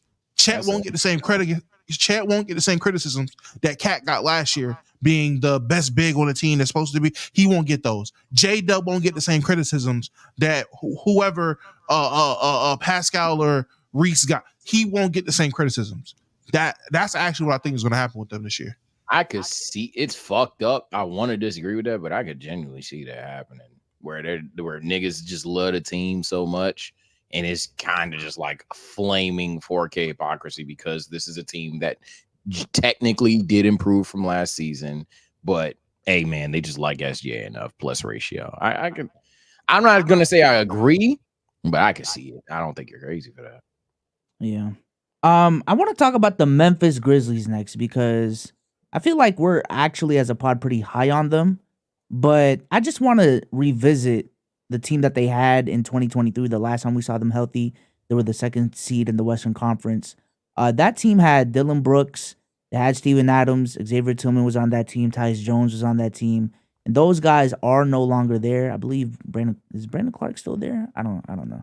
But okay. But essentially the narrative has just been, okay, hey, once Ja comes back, they're gonna be back at the top of the Western Conference. We've been sleeping on them. Do y'all feel like, if anything, the pendulum has swung a little bit too much to the point where, they may not be as good as some people think they are? No, I think they got ring rust or basketball rust, I suppose, whatever the term may be. I think they're gonna have to shake off the cobwebs, but I don't think anyone's overrating them. I don't see people saying the Grizzlies are gonna come out the West. I think people know. I think people have too much respect for Jokic. I think people have too much respect for Luka, and I think people know the Thunder are alive. I haven't heard any Memphis Grizzlies are going to win anything. But now what I have heard, what I've said is, they're going to remind you who the hell they were. They're not going to be this easy out team because they don't have star galore. Triple J is going to be the guy that people laugh at, and then he's either fouling out the game or being the most impactful defensive player on the court. So I think Desmond Bane, now that he doesn't have to drop 25 a night, probably would average around 20. I think a lot of pieces are set in motion. I think people have reminded themselves, it took an entire season, how truly injured this team was. The Zach Edey shit was the talk of the town for a reason, because people want to push that button of, oh yeah, they actually will come out because Zach Edey's that damn good. But I think the Grizzlies are probably one of the more fairly rated teams right now. I don't think anybody's talking too crazy about them. I would say I'm glad Bsolz brought up the fact that the last team that we've seen the Grizzlies have that was successful is no longer that same Grizzlies team. Sage is saying they're going to remind them who the Grizzlies are. We don't know who that is. Because these new pieces that they have, one, Gigi Jackson, who was, in my opinion, the best young piece there. Been telling you about Gigi for the longest. He's hurt for at least half the season. Better than Ja? I wouldn't consider Ja one of the young pieces.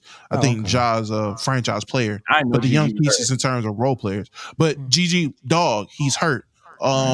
A lot of these guys that they have that are these new pieces, people don't know about them because they didn't watch them last year because Ja was hurt. Y'all seen them as fodder, so y'all weren't paying attention to who these role players would be. So they're going to come into the season, and I don't know what we're going to see. I'm an Edey hater. I was a hater on Zach Edey, and I don't want to just flip the script like that without full-fledged proof that he's going to be great. So far, he looking like I'm wrong.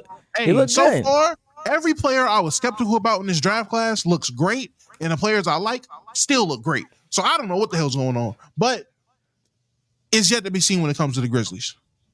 That boy Edey look good, man. I need to raise my expectations for him.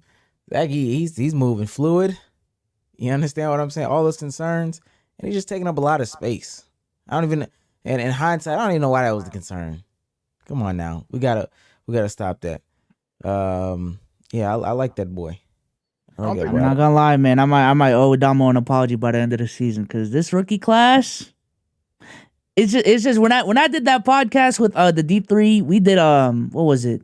Every team's like come out player of the year, and I swear to God, I looked at my list. I'm like, damn, there's a lot of rookies on my list, man. Like, damn, like a lot of like we were even talking about like, oh, these are good rookies, but they got drafted into wrong situations. I'm like, I don't know, man. Yeah, it sucks. It sucks as a draft casual to hear people belittle this class so much, but then now like everybody's low key good, so now I'm trying to catch up on all the names and shit. It sucks. I hate y'all, but I'll say this though. I think while the players are definitely different, took a look at their roster.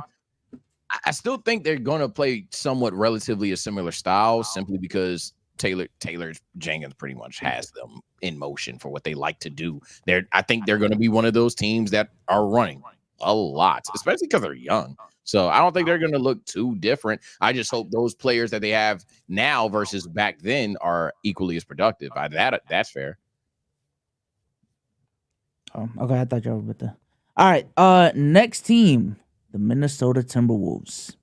Made a pretty big move this offseason, trading away Karl Anthony Towns. You know, we've had the conversation about how impactful that trade is going to be this year. Do we expect this team to continue the success that they had last year, or is there going to be a little bit of a dip? I'll raise you one. They're taking a step up. They're taking a step forward. They're getting better. So only way you can do that is by going to the finals, which they're going to do. I'm letting everybody know now, this is the public service announcement. The Minnesota Timberwolves will be my premier team of the year, which means y'all are getting nothing but 24/7 nonstop coverage of the do's and don'ts of Minnesota Timberwolves basketball. I'm projecting them to win it all. That is my favorite this year. Timberwolves Knicks would definitely. Damn, he's cooked. Leg out. I got to chat. Yeah, Ant, fifth baby mama incoming during the regular season. Julius Randle and Gobert get into it in the locker room. Mike Conley proclaims he's too old for this shit and he retires. That is my 1000% season outlook for what they're about to do. I don't see them getting better. I didn't like the Julius Randle thing, but it is. I mean, it is what it is. It is what it is. I think Ant will be fantastic. I think the Timberwolves will probably stay around the same. I don't see a vast improvement. I don't see a vast decline. I think they have too many obvious flaws. And gang, I can't shake it. The Julius Randle, Rudy Gobert front court, I can't believe in it until I see it.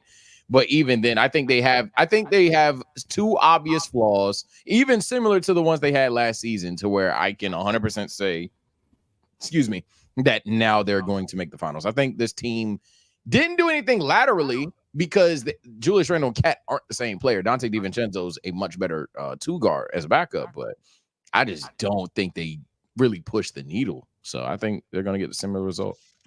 I just think it's sad now that I can't hope for a Knicks in a T-Wolves finals and it be all for the sake of good basketball. Because now there's all this other shit. Now it is the narrative. It is the narrative finals. What I tell you a while ago, if the narrative cooks, we're gonna want it, bro. Now ain't nobody mad at no Knicks. Now the narrative cooks. I right? love that Crazy. shit now. No cap. That's what I said. Then by the time we get there, the narrative might cook. And look at that.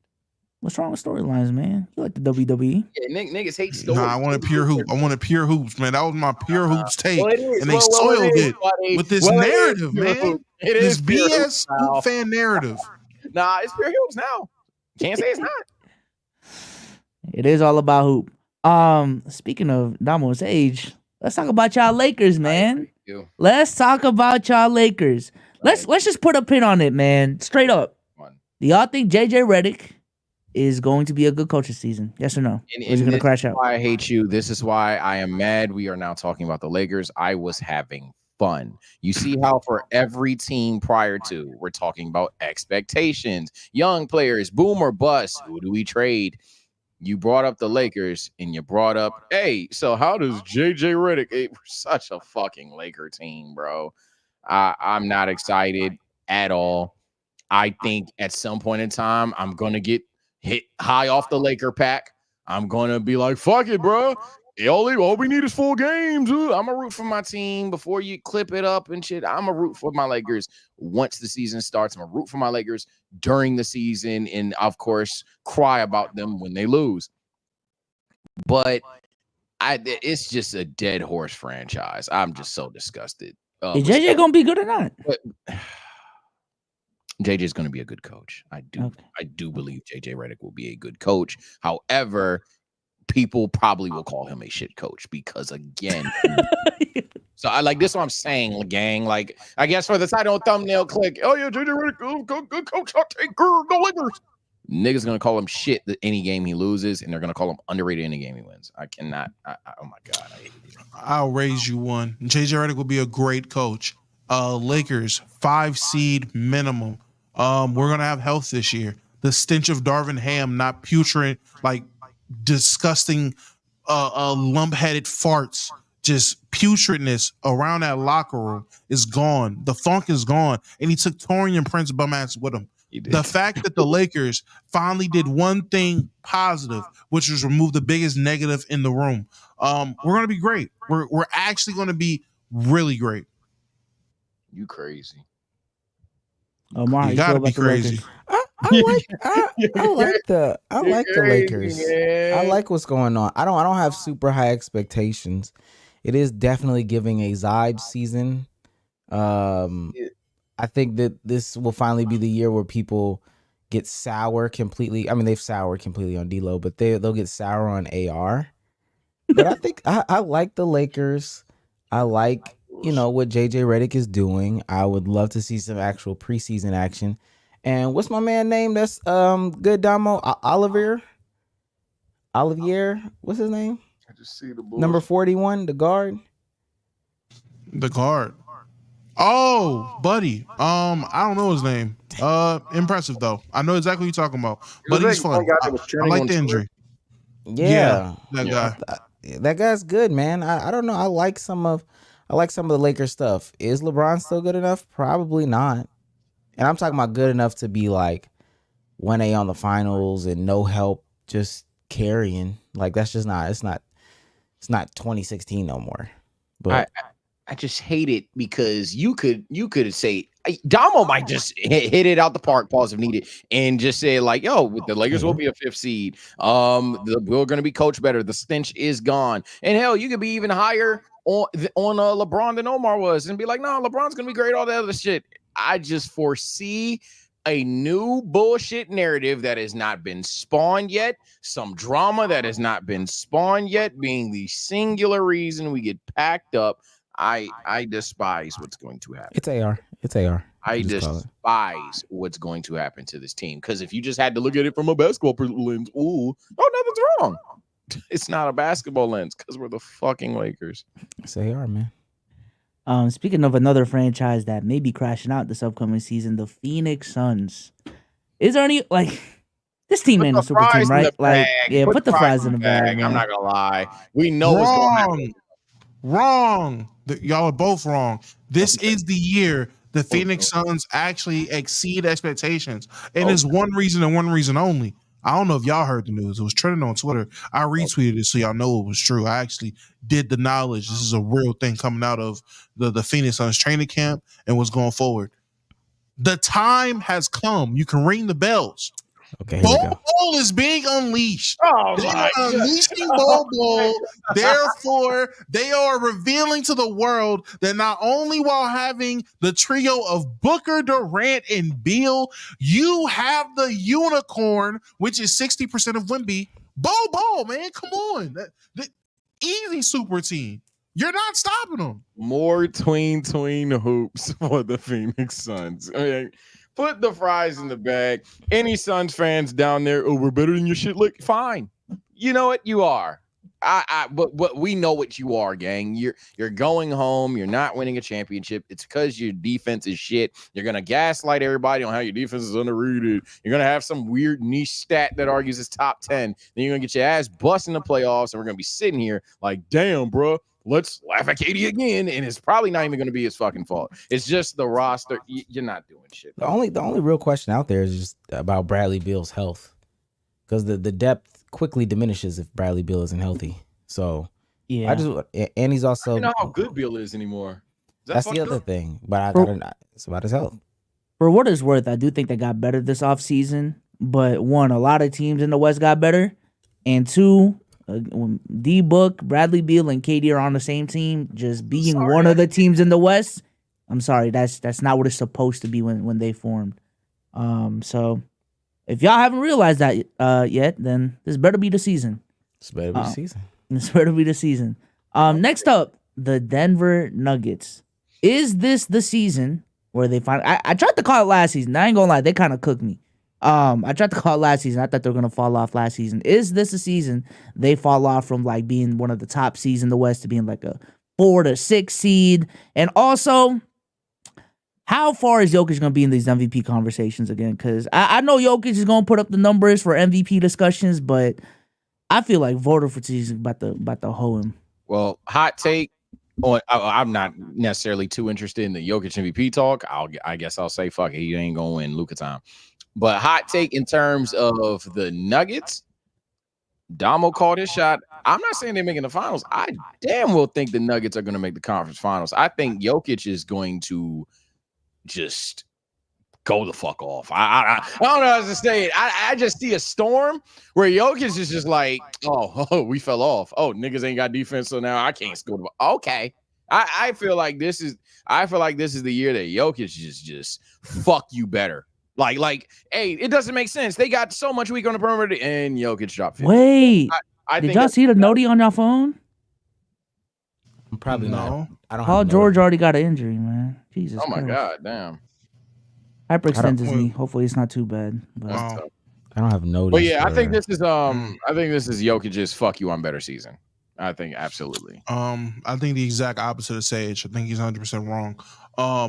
Y'all just do this for me. Think in the last 5 years, just call it 5 years to be safe. What team in the last 5 years picked up Russell Westbrook and didn't fall off? Name them. What team in the last 5 years acquired Westbrook?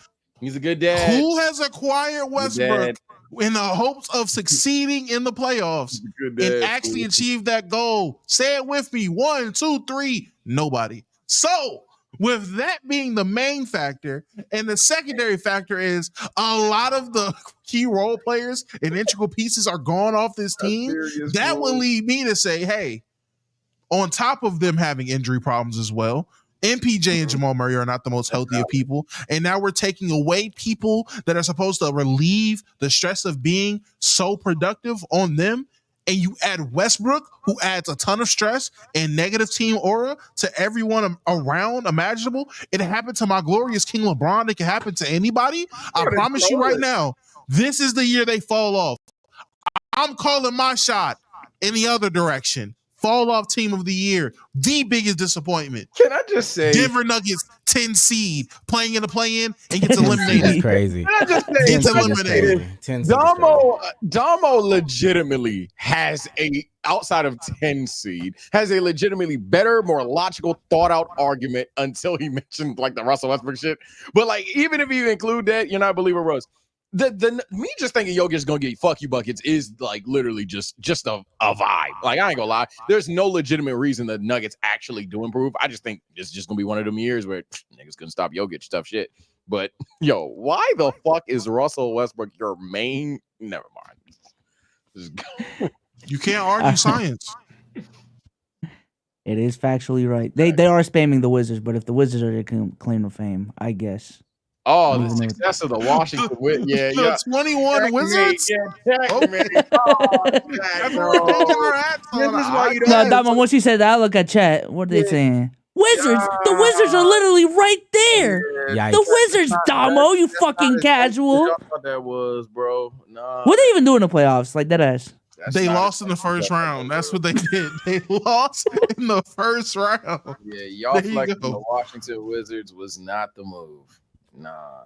All right, we got a couple more teams to go here. The Dallas Mavericks signed Klay Thompson this past offseason, made it to the NBA Finals, had a really, really good second half to their last season.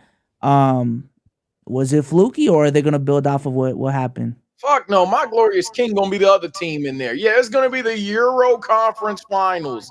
My glorious king is. I'm tired of this shit. I'm tired of the fake. I'm tired of the build them up to tear them down shit. But most importantly, I'm tired of niggas lying.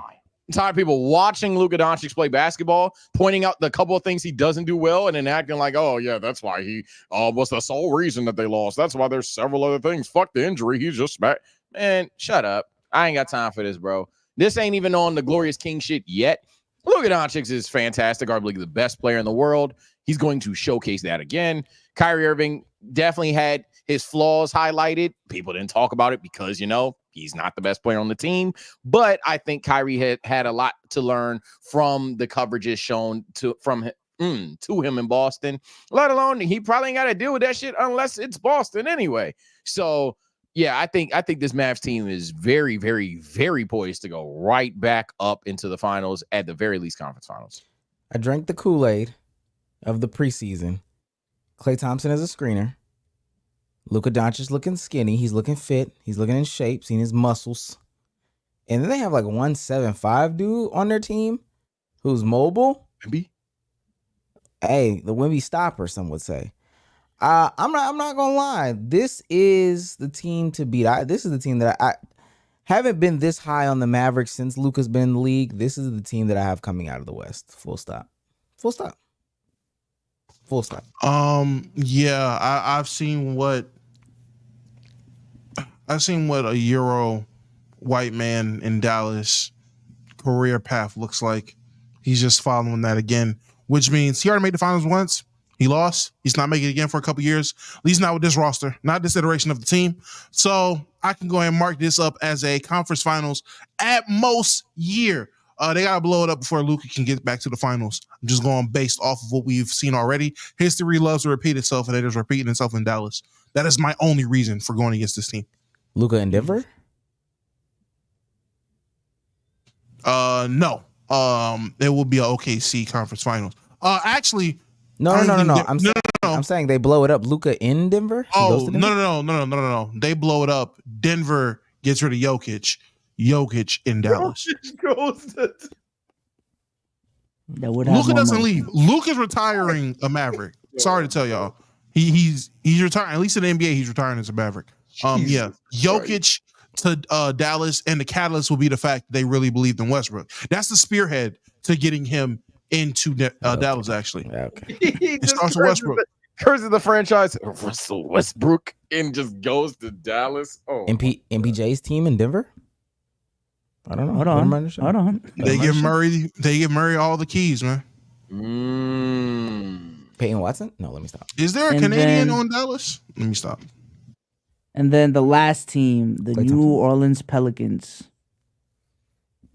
New Orleans Pelicans got they got DeJounte Murray in this offseason. Herb Jones apparently is going to be their starting five. Another year of the Zion experiment. Is this the year the Zion experiment works out? He did have his healthiest season last season. They're going to be that underrated team that people bring up in tweets and type how they're underrated, and then they're going to lose because, gang, they ain't doing shit. On top of that, I ain't going to lie, I don't want to see Zion in that city no more. I've been one of them gone. It's no longer a year too early. I wouldn't necessarily say it's a year too late, but just hit the button, bro. You have other pieces on the team that would probably play better. You can still get a fuck ton for Zion because he's Zion. Just hit the button, bro. Please. Yeah, I've been saying it. This is going on year 2.5 now. Blow this shit up. It should have been rebuilt. It's over. The Zion project experiment failed. The products of the AD trade have failed. Rebuild. Blow that bitch up. Build around Herb Jones. Just BI. They're not even there. I just thought, I mean, they'll figure out something to do with CJ. I firmly believe that there's going to be, we looked at that picture of, who was it? CJ, Herb Jones, or CJ, BI, DeJounte Murray, and Zion. And CJ, I mean, respectfully looks like a polar bear in Austin, Texas. So the real question is, who ends up with a CJ McCollum? Who even has a use for a CJ McCollum right now? I don't even know. Shit, come on to the Lakers, man. We'll gladly do some shit. The Lakers could use them. I would say the Magic could use them. They need some scoring coming out of that backcourt over there. An adult. They need an adult in that locker room. Is Obviously, is CJ a player though? Okay, can you be a pure bucket hooper adult? No, that's what I'm saying. Yes. No, because that was Jamal Crawford. Yeah, like Jamal Crawford. Jamal Crawford was an adult. Jamal Crawford wasn't. I'm sorry. In this conversation, I'm talking about on the court adult. I think CJ would be a pretty good adult from like a business perspective. Like you got some young guys trying to coach. That's fine. But if we're talking about I need an adult on the basketball court, I do not want CJ McCollum having these conversations with like Cole Anthony or Jalen Suggs. I guess he ain't teaching that nigga no defense. I mean, looking around the field, looking around the field of the adults available, I don't think CJ's the worst option. But I guess, but in terms of teams that could use them, there's a couple teams. Probably a team we're not thinking about. Hey man, is Sacramento? Nah, Sacramento. Nah, I don't think they. Nah, I think they're good there.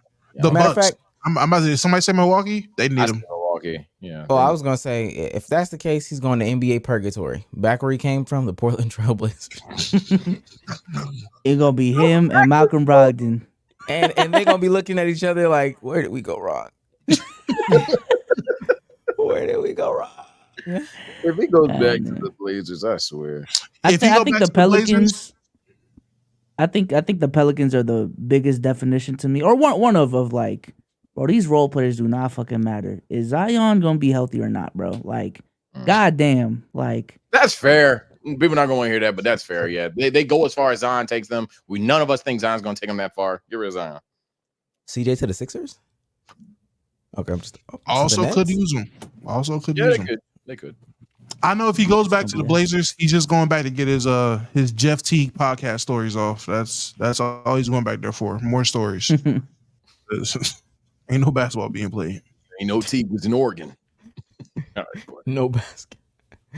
Okay, that's cool. All right, let's go read these super chats. This is from Official Baller for $5. If a woman's favorite artist is a trap drill rapper, automatic turn off. Absolutely. Ice Spice count? It depends on the trap drill rapper. Yeah, trap drill. It's never been my forte. I do believe you bond with persons. If your favorite artist is Von, like King Von is a woman, no. If she says like Young Boy or some shit like that, I guess. But if she, King Von, spot him, got him. Wait a minute, bitch, what? If it's Young and NBA, Ace, Young and Ace. Excuse me? NBA YoungBoy, I think that's crazy. I don't want no crash out woman. Well, not because all his music not crash out music though. He got a couple. We got some of them little singing. He got a lot of and he dropped 30,000 songs a year, so 30 of them are singing songs. That's a lot of singing songs. I'm gonna keep it 100 with you. If I'm not putting you onto trap drill, turn off. Jesus Christ! Sorry, you can't come with new trap drill because then I'm gonna think, what nigga is you talking to? Who you in the car with? Who is this and nigga? Also, if it's not a nigga that's putting you on, I'm assuming that your mama got all your siblings have different last names. Damn. 1K David for $2. Didn't Mark Cuban and JB Dad have an issue too? It did, buddy. It did. Hell yeah. And JB ain't want to talk about it. Sky in for $5. Are y'all gonna talk about the Gucci third leg situation with the OF girl? You already did. Yeah, we already did, brother. Big Gucci third leg. You know, Aiden on stream with Aiden right now. Yeah. The third leg. That's when the video coming out. We waiting for this third leg. What? Luca Glazer 77 for $5. Just beat Broly and two fusion characters with Kid Goku, and Trunks sparking zero only feels unbalanced if you're ass. No. Let's not just the end don't justify the means. So I'm not trying to like me. If me and Bsolz fight and I win with Hercule, that doesn't make it the game balanced. I just beat him. The game is not balanced, and I love it. The game what button did you press? What button did you press to beat him? Yeah, I'm about to say just press square. I mean, pretty balanced if everybody's pressing square. I actually had to push circle. I couldn't beat Bsolz with square. Impossible. Stop it. That's a fact. No, that's a fact. I could not. Hercule can't win with square. You have to. You were spamming that. Yeah, you have to. Heisem for $5. The hookah take is bullshit. Just say you've never met an Arab in your life. Okay. I have. Mid. I mean, also Waleed. My point still stands. I'm American, gang. I don't know. Yeah, I'm about to say maybe outside of American culture, that's probably just straight up valid. But unfortunately, or not unfortunately, I'm American, gang. I don't know.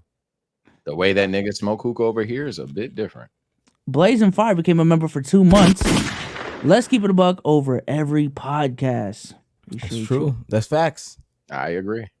Jay Clark for $5. PG just hyperextended his knee. That whole team should forfeit back-to-backs. Well, it ain't gonna be a season ender, but yeah, that is not a good look for a team that we all were like, yo, injury prone, injuries, punt on back-to-backs now, literally, and here they go already. Jeez. Lee Baggy for $5. I just saw the. Okay, y'all were wild. Did I say something wrong? Did I say something wrong? I thought I could say that. Let's. You thought you could say it? So let me ask you, what made you think you could say it? Yeah. Like when people brought up the league just for black people back in the day, like I've seen white people say that word before, you know? Say what word? Say what word? The word I said prior, man. So why aren't you saying it now? I thought it was acceptable. I thought it was just. I didn't think. None of us said it wasn't acceptable. What were you saying? Like, why are we? Which one of us said something? No, not y'all. It's just Why ain't you thought it saying was it now? acceptable, man. I'm about to say. Why? We But, didn't say okay, it if you was thought it was acceptable. acceptable, Well, now I'm who's asking for decide? permission, man. My Why bad. are you asking for permission? You had it earlier. You already bought the food. Now why you I asking? didn't know I needed permission earlier. Who Now you I'm gonna- asking Who for told you to permission, get man. permission?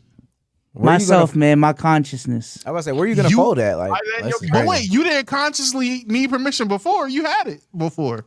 You consciously. Yeah, but then had I got permission called before. out, man. I'm trying to hold myself accountable, gang. Like, I you know, didn't say 2 anything. wrongs don't make a right. So Is Negro used in like Filipino? it does mean the color black in Filipino. Oh wow. Crazy. Now we gotta have just- a conversation. It's just the color black. You just do it. Same thing in Spanish. You just do what's in your heart at this point. I see. Okay. All right. I mean, you said it before and no one stopped you, so why not just say it? In case I shouldn't say it again, you know, like when you say something you shouldn't don't say, you think we would have you said? ask like, But we're your guys. Don't you think we would have said something if you shouldn't have said it? Right. I seen the smirk. I see like, oh, you know. Now, let me ask. Let me ask. If we've never heard you say it, don't you think it's fair for us to be kind of like, okay, whoa, he's all right. Well, that's what I'm asking. Like, can I say? That's why I asked. Can I say it? Because I didn't know if the reaction was, "Oh, you shouldn't have said that," So, or like, "It was just funny." You need it for the clip. You need it. I get it. You need it for the clip, so as you can. I say don't it. need it for the clip. Don't clip that. But Actually, so why are you asking if it's the color black in your tongue? Like, why do you feel like you need to pass from us? because one word could be offensive in another person's language. You know what I'm saying? So I don't know. Like the F word, the hard F word for gay people in what is it, French? It's just a bag of steaks. You know, for them it's just a bag of steaks. But you know, it's offensive for the LGBTQ community. You know, But my only question, Souls, is, and again, Dom, I hate you. none of these questions was there when you said it. Like at first, you just said. But after the reaction, I see motherfuckers uncomfortable, so I was like, okay. Who was You know uncomfortable? what I got more comfortable actually. Oh my god, bro! Fuck, can I say it or not? God damn it! For future reference, fuck. I tell you what. Based off of your heart, you make the decision. Now, I'm not saying how people are gonna react. You just stand on business. Yeah. Me personally, in your position, I probably wouldn't say it, but Damo probably would. I'm about to say, I said you could say it. See, so that's two different answers. I would probably just now. Who you gonna listen to? You gonna listen to me or Omar? And I would probably just have a prelude of "I'm not trying to get canceled" and then say it. In this context, is I should have went to the school at TSO. I should have prefaced it, man. Where should you should have prefaced his name? Wait, didn't say. Oh no, that was Sage who said the other. Who said the other slur for like Mexican people and just said it on the pod. Oh, not too long Sage. ago. That was No, it wasn't on the pod. It was on Souls and Sage. Souls and Sage. No, but first 10 niggas- seconds. Niggas repeat. Oh yeah, no, he did it in the video, and we saw the video. I'm not gonna lie, Souls and Sage, Damo, they the ones that's really looking to get us canceled. I ain't Man, say shit what? about I that. know. They said he was fine in the comment section. No, they did not. Yeah, they did. Yes, They was just They laughing. were laughing. Yo, There were, that yeah. doesn't make it There was- okay. What there the was fuck? two, there were two. You just said they were wilding out. I'm telling you they weren't. Yeah, they weren't wilding. What was the it was the B word or something like that? Yeah. Yeah. Yeah, that just because they laugh doesn't make it not a No, They slur. were laughing, and then they were like, "Nah, you good? We fucking with you, or whatever." But they were like, "Whoa, what the fuck?" And, or somebody was like, "Yeah, just a casual slur." Mind you, it's Nah. nothing but white people watching their shit. Yeah, you cool, gang. Like, come on, bro. I'm not gonna hold you, Omar. I'm watching one of their videos, literally casually watching it with my daughter running around. This nigga Sage. I ain't gonna lie to you. If he can't afford to take you to a game, fuck him. Fuck dads for real. What are you talking? Whoa. All right. You just Negative clicked that comment out left. I of feel context offended. That's and crazy. misquoted? Whoa. Out of context and misquoted. Are you talking about when I said nosebleeds, ain't it? Absolutely. Come Said on, fuck dads. Just don't My have- comment, you can go back to that video. My comment is there. That's crazy, Show your gang. Fuck comment. dads. You literally gaslit me. So No. the Sage don't be caring over there. I get I'll it. bring that to the podcast though. I think nosebleeds ain't worth it. Fuck dads All for right. real. It's Stay what at you, home. it's I mean, again, it's whatever you want to do, Bsolz. Just when the space gets popped up, don't Don't try to get on join stage. anonymously. Yeah, yeah. Just join for real. join for real. Stand on business. Join for real. Don't join anonymously. Don't hit the group chat. Hey man, this is crazy. Nah, be crazy. Be crazy with us. Be crazy on the stage. Be in the crazy for real. Man, what was his name? What was Buddy's name for the super chat? We appreciate you. Soul Negro Kage. Hey, Oh, the donate last again. one. Donate again. Donate again. Donate Okay, donate again. BP Plays became a member for 6 months. Just got on the pod. Shout out to my favorite team, the bitch ass Dallas Cowboys. Yes, I'm unfortunately a Cowboys fan. Second, you called them the bitch ass Dallas Cowboys. I knew you was a Cowboys fan, man. That's okay. Nothing wrong with that. Yeah, y'all got a really good everything whoop wrong with against us and then a really badass whooping against the Lions. And then for a big $100,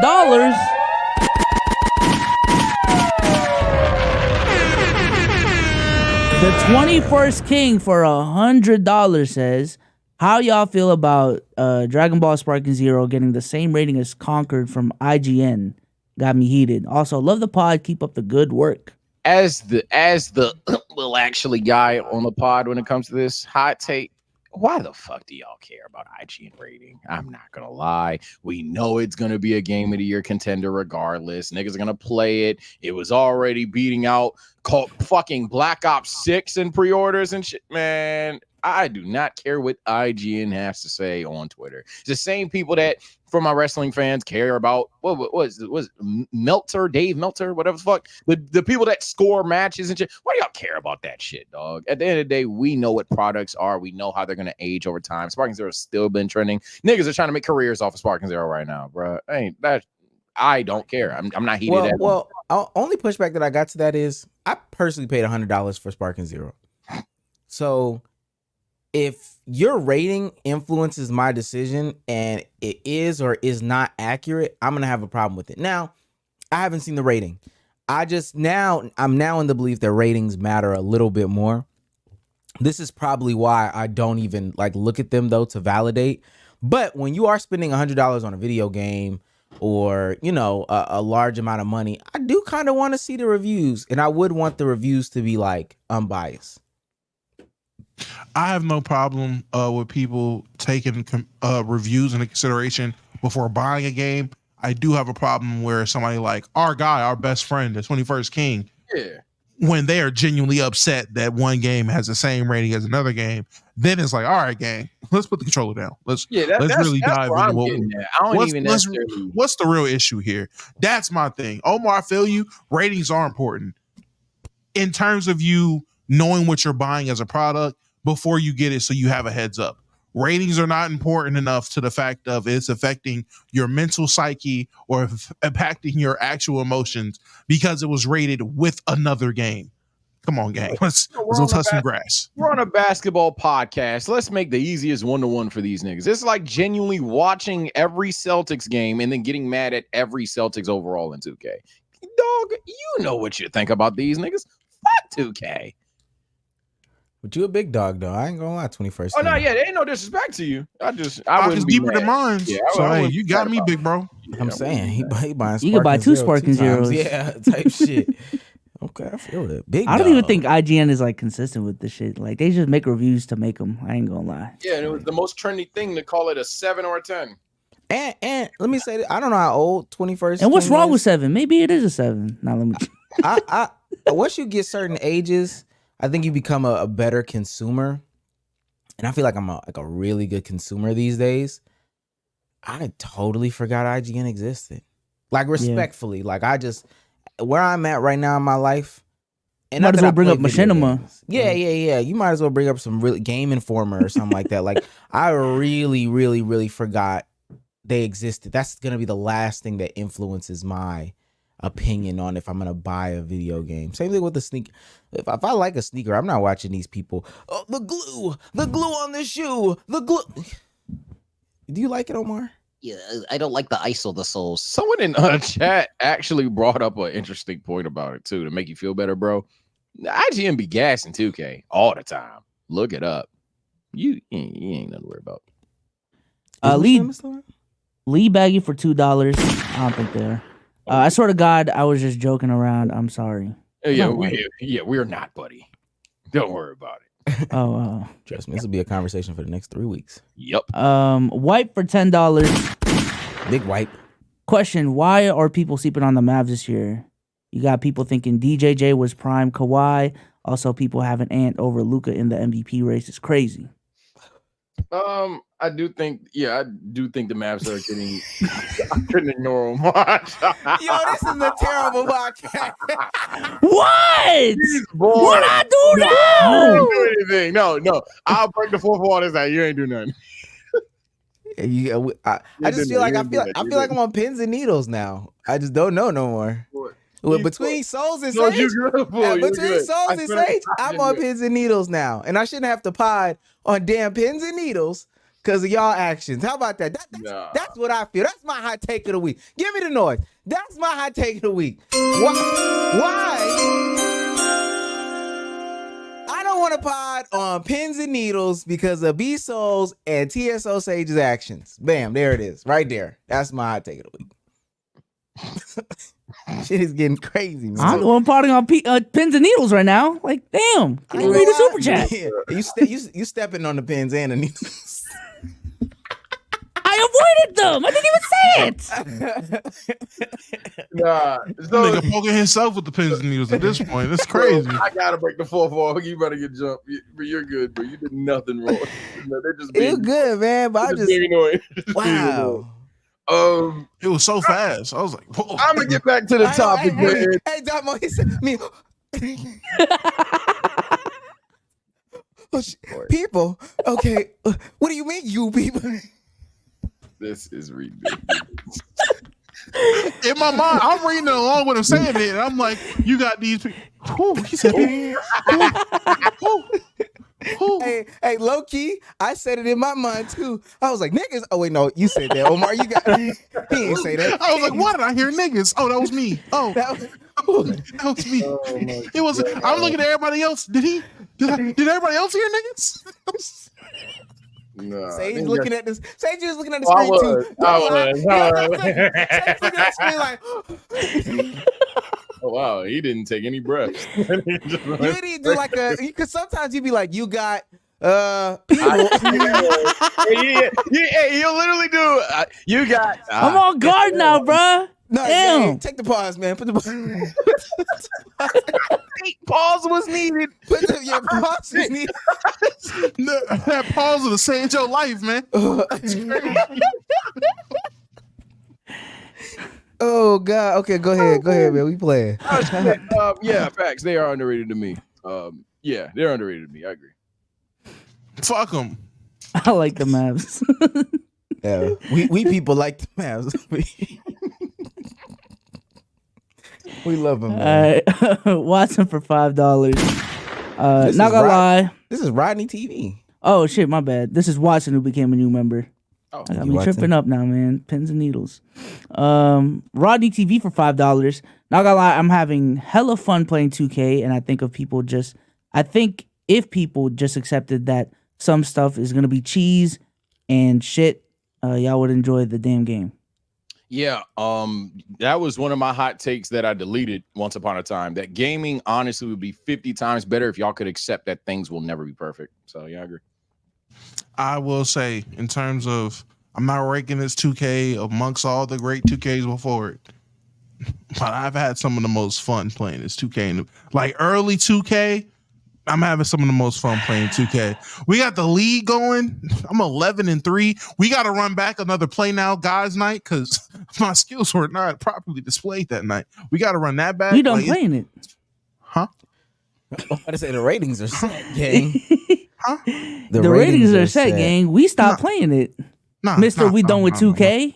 No. That's the take you really got to take I back. forgot. Are you still game sharing? Are you still game sharing? Yes, I'm still game sharing. But apparently he's not supporting the cause because he's game sharing. Come on, gang. You are Mr. 2K, bro. Every time I see OTFVC, let me see what they screen sharing. It's Damo playing 2K. Every time, bro. Every time. All about that. And You're Mr. 2K. Mr. I'm done with 2K. I said I'm not buying it, which I didn't. Still on business. All right, bro.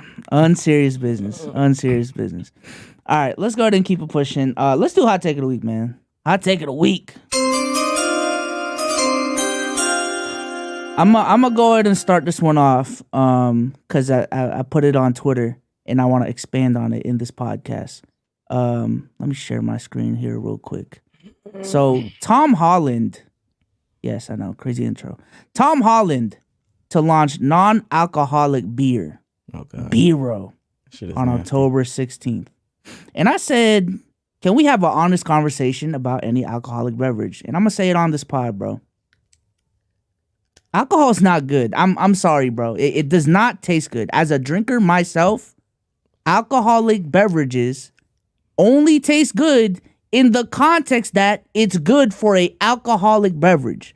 I've never drank an alcoholic beverage, whatever it is, a cocktail, a shot, beer, whatever, and I'm just like, damn, this shit tastes good.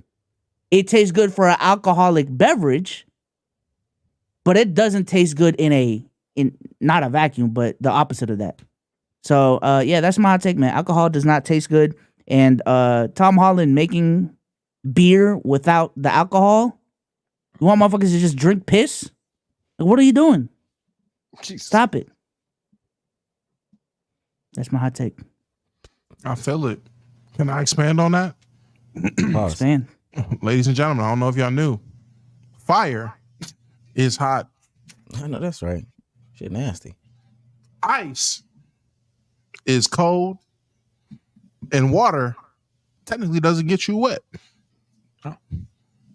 But water is wet. Come on, man. Man, alcohol's all yes, bro. It's just disgusting. And Tom Holland's an idiot. Not gonna lie. Alcohol is fucking disgusting. I ain't expecting a second part, but yeah, no, alcohol's fucking gross. I had a non-alcoholic beer recently when I went to Alabama. It was I was terrible.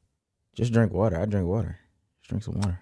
I just feel like a lot of people like lie to themselves and like, you drink alcohol to get drunk. Don't be like, oh, this just tastes good. Like, no, bro.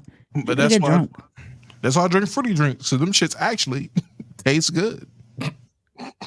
You just okay.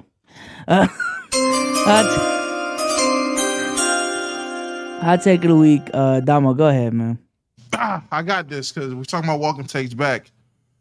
I might have to walk a take back in the process of me doing this hot take of the week. My hot take of the week, I tweeted about this. Listen, man, the Rod Wave album dropped and been on repeat, been loving it, loving the Rod Wave as always. Seeing the conversation stir up, same conversation every time the big Rod drops, pause if needed. how can people? It's just always so sad. It sounds so sad. I couldn't possibly listen to this. No one cares. And to be honest, all you people with these conversations and opinions and these statements, if I look at your playlist, 99% of your playlist is shit that doesn't even resonate with you. People that enjoy Rod Wave's music or any music in general, can we please stop condemning, criticizing, and being judgmental of music that resonates with people when everyone else or these people are also listening to bullshit music that doesn't do shit for their lives, doesn't even resonate with them at all. It's just, it's a vibe. It's a vibe for real. I just bob my head and listen to it. That's what your playlist is. But we're worried about what Rod is dropping. We're worried about, shout out Big Ass the Plug, the album's pretty fire too. We're worried about all this other shit that has these rappers that genuinely are talking about shit that resonates with people. That's my hot take. A lot of y'all music opinions are ass. Everyone with these music takes, until you drop the playlist, it's ass, my guy. Ass. Yeah, I think the pause. I think the need for versatility has like really, really, really killed a lot of the community. A lot of communities, let me say. Yeah. I just don't understand why there's some need. Like, and functionally speaking, in basketball, like in sports, it may make sense. But why do we need it in like our arts and our entertainment? Bossman D-Lo came out and made a video and was like, "Do y'all want me to rap like Kendrick Lamar?" And I thought to myself, no, because I got Kendrick Lamar. You are Bossman D-Lo. I want you to rap. But that's my personal perspective. But he's hearing that, and people are saying that. I don't care if he has 48 words. He rolls the dice and throws them out. Like, it is what it is. Works. Yeah, that's his sound. His sound's good. He got a new snippet out. Shit's hard. Like, every now and then. Oh, go ahead. A snippet. I was gonna say, the snippet is hard. And he rocked the fuck out here on Saturday too. Shout out him for. Oh, for real? You went? Yeah, he was here. It was dope. It was fun. I do want to say I remember when I was gonna have to walk back because the Rod Wave album made me realize. Rod dropped a lot of things he was talking about, addressing the things he had been through recently, and I got to walk back and take, man. Glorilla dropped the album. Great album. Everyone's loving it. Everyone's loving it. I gotta walk back and take I had when I was criticizing that big bean headed ass Yo Gotti about his management of Glow. Listen, maybe everyone isn't meant to have the rollout of a NBA YoungBoy. You know, in order to drop good music, you got to take time to live life and have experiences to drop said music. So sometimes when you think someone is in a drought, it's not a drought. They're probably busy living the life to create the said music that they need to create. Glow's album is pretty good. Rod dropping after his situation. Me waiting for Trippie Redd and Coi Leray to mess up so he can go ahead and drop another fire album. It just, time actually does make beautiful music. Chance finally is dropping good music. His project sounds like it's about to be like a redemption tour for Chance. Oh my God. Yes. It's crazy. All it took was time for these people to have some experiences and live a bit of life to produce some great content. Who would have thought? Sometimes the best thing you can do is not create content to make better content. So gotta live life, man. Gotta live life to tell stories. If not, you just a motherfucker in front of the computer. Yep. Type shit. All right, man. Hot take of the week. Omar, do you want to go or do you know? No. I do want to go. And can you, while I'm getting this, can you pull out the tweet that I put in the topics? It's the one that you sent me. My hot take of the week is that the NBA / basketball community is killing itself. And it's something that we'll definitely elaborate more on this upcoming Thursday because we might have Sporting Logically on the platform this Thursday. I'm going to read this quickly. Sporting Logically says, nobody likes to see people complain, but I just want to share something for transparency. This is the worst I have felt about making content in 6+ years I've been doing it. I still love the NBA, love YouTube, but something is off. This time of year is always weird because it's been so long. We've have had actual games, but this is more than that. I get really excited about the ideas that I have. I script them out and then I just stop. I get this real sense of dread anytime I think about recording or getting in front of the camera, and I just shut down. This is a totally new feeling for me, and it's screwing with my head and the channel. I go through varying levels of motivation, just like anybody else. I have these periods where I wonder if I am any good at content in the first place. Again, I'd imagine that's a common feeling for a lot of people that do this, but I've never just not wanted to record. I'll figure it out because as I keep reminding myself, I always do. But for now, you might see less of me in general, or at least on camera. Now, there could be a bunch of external things going on with Sporting Logically, internal things going on with Sporting Logically, stuff that doesn't have anything to do with the NBA. But I can say that a lot of people have felt this way in the NBA community is because this is a terrible community to be in. I love it though. Now, we should still be able to be critical of it.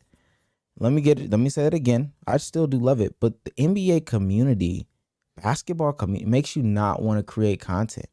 We just saw it over the summer with the whole WNBA. There were so many people who were ready to get into it, but were turned off. And there wasn't a side specifically that turned them off. All sides in the conversation turned them off. It wasn't even the play. If the play turned them off, I'd be like, all right, cool. You were there for the dunks for real. That's fine. The conversations turned so many people off. The way the content was created turned so many people off. We're at a point now where people can't even put out a list. Remember 2-3 years ago, we'd at least have 4 or 5 top 50 in the NBA lists right about now, right? Yeah. We'd have that somewhere. We don't have that anymore. Why? Because people get death threats. People get hate mail. People get all sorts of crazy content and concepts. And then the people's efforts aren't being rewarded on the platforms. And you could say make a different video, be better, more innovative, more creative. That's fine. But if we see what's being rewarded in the basketball space, I'd rather have Reggie Miller's legacy than LeBron James. What sort of horizons do I look for when I'm making like an in-depth breakdown on Jalen Johnson? It's very bleak. Shit is exhausting. I do think the NBA community is another niche that suffers from one-up culture, and within basketball specifically, because there's a lot of people who, in a good way, have integrity in their takes, and know what the line is between extreme and not. You can only one-up so much, and I genuinely think we have maxed out. Like, you can only go extreme so much, and now it's gone to a point where when a specific news comes out, the YouTube content cycle is so fucking predictable. Like, who's about to drop, what's about to be dropped, you pretty much damn near know the talking points before you even watch the video. And that's because people can't go extreme because what the fuck is going extreme nowadays? Like, it's not even believable at this point. Like, what you gonna say? I don't know. Bam's a top 5 player in the league. Like, that's like no one would take you serious. But I think people do want to play it safe right there, and I would probably tell them they should not play it safe. They should go ahead and zag in those regards. I think the whole community is just cooked. It's cooked. People have this affinity for proving how smart they are, which puts them in a subcategory of a subcategory. And then, like Sage says, you're smart until somebody else smarter comes around you and starts belittling you because you aren't as smart as them. It's only because they value something more than you do. Not that, we might be saying the same thing, but you value Raptor score versus PER more, or your new created stat. It's not a fun place to be in right now. I obviously agree. I left, so. Maybe that. I ain't got that much to say. I 100% agree. And I don't want to necessarily spoil my hot take. So yeah, but I 100% agree. Omar's on to something there. I guess I'm next up. So go ahead, hit my hot take. Well, let me say when Sporting Logically gets on, I'm going to be very interested in hearing his take. And why he even felt the need to say this and stuff like that. I'm really excited about that. But I trust me, I don't think he's the only creator right now that's like suffering and trying to reinvent themselves in the basketball space. I looked at my brother's channel earlier today. He ain't put a video out on the Legend of Winning channel in like 6 months, gang. Because this community, what it does is it literally highlights, it kind of forces you to talk about certain shit. So off rip, if you don't want to talk about what they want you to talk about, now you're cooked. But then but then not only are you damn near forced to talk about certain shit, but you're basically given a script. And you either read it or you don't. If you don't read it, prepare for harassment that as an internet creator, you're supposed to just accept, or as a human being, you're supposed to just accept. But then if you do read the script, you're not entertaining enough to dare not read the script. So now you're not necessarily somebody who I would return back to. You're just another person that reads the script. All in all, while having one of the hard cap peaks in YouTube, it's tough. It's very tough. Again, I left. Retweet. I don't really got much to say on it. Oh, okay. We're spitting. Yeah. All right. Let's go ahead and continue. PSO Sage, hot take of the week. I'm just gonna have this micro hot take every week that because the Keep It a Buck community is a funny community with this. Yeah, I'm just gonna keep asking when to say when on the TJ Watt thing. I every week at this point am able to say, yep, that's the best defensive player in football. And every week you guys are now starting to change who it is to not say TJ Watt. I respect it. Honestly, I do. I just think it's unfortunate. But hey, gang, let's continue the troll. TJ Watt's the best player in football. Best defensive player in football yet again. Speaking of best player in football, what the fuck's up with Mahomes, right? But my main hot take, I'm not gonna lie. I think this is genuinely, and not in terms of like obvious, social justice movements and things like that. I think this is just the most canonically what the fuck random negativity generation I've ever seen. Like I just don't know what it is. Omar was talking about the basketball community. The reason why I didn't necessarily talk too much during your segment is because I just think it's with everything. Almo was mentioning music. You can't win. You dead ass can't win. If you stay in your lane, it's like, okay, your lane's boring now. Then listen to somebody else, dickhead. What the fuck? Like Damo briefly mentioned Big X the Plugs album.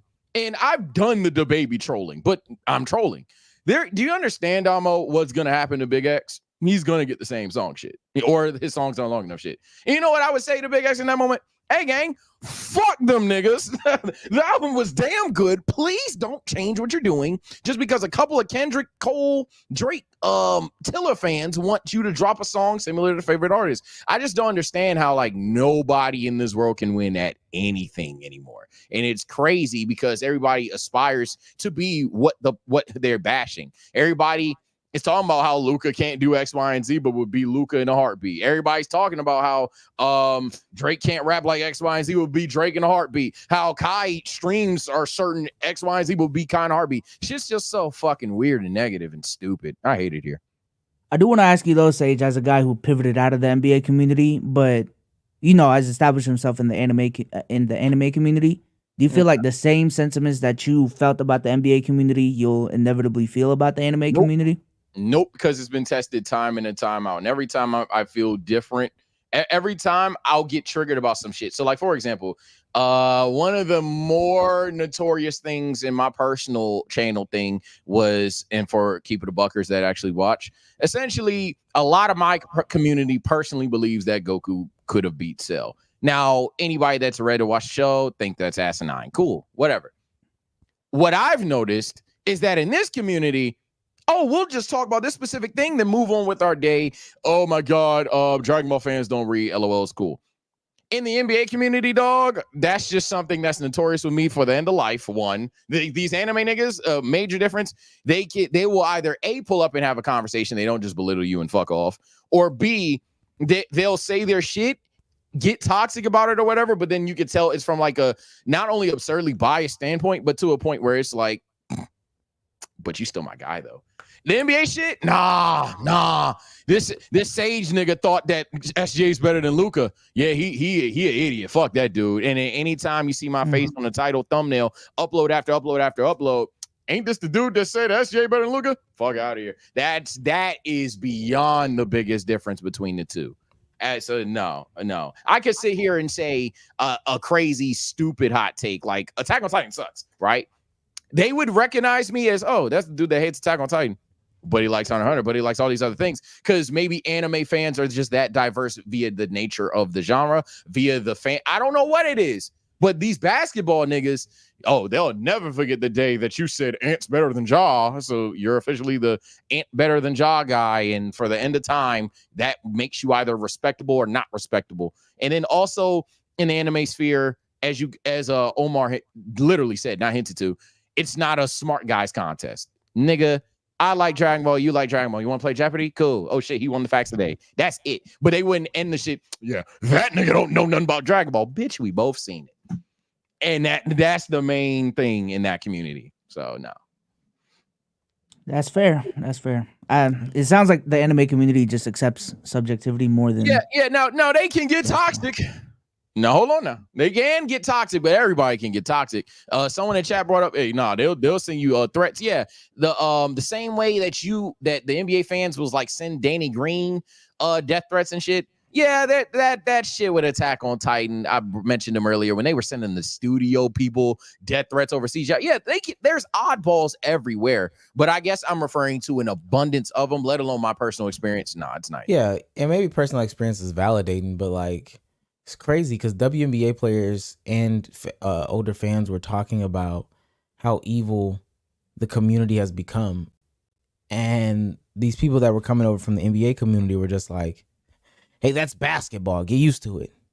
Yeah, like that, like that. That's another thing, I guess, per se, for any person in chat that's trying to not connect with what I'm saying. An anime fan wouldn't tell you, hey, gang, like an anime fan would tell you, oh, yeah, these niggas gonna say some dumb shit. An anime fan wouldn't tell you, oh, yeah, if you think Luffy could beat Goku, you should die. That's anime. That's not what happens. That I promise you, that's not the truth. That's not the truth. Can't handle the spotlight. Yes, you can't handle us. That's not it, but okay. Goku can type shit. All right. Let's go ahead and keep it pushing, man. I want to talk about this topic because, you know, we talked about it a couple pods ago, and it was more so questions than just assumptions, specifically about Skip Bayless. So we were asking, Skip Bayless is off of FS1, off of Undisputed. What is the next step? Over this past weekend, we've gotten more clarity on that because he's been on a little podcast press run, specifically on Barstool Sports. So I'm going to go ahead and play some of the clips because he talked about his relationship with Shannon Sharp and a couple other things throughout his career. So I'm going to just play this real quick.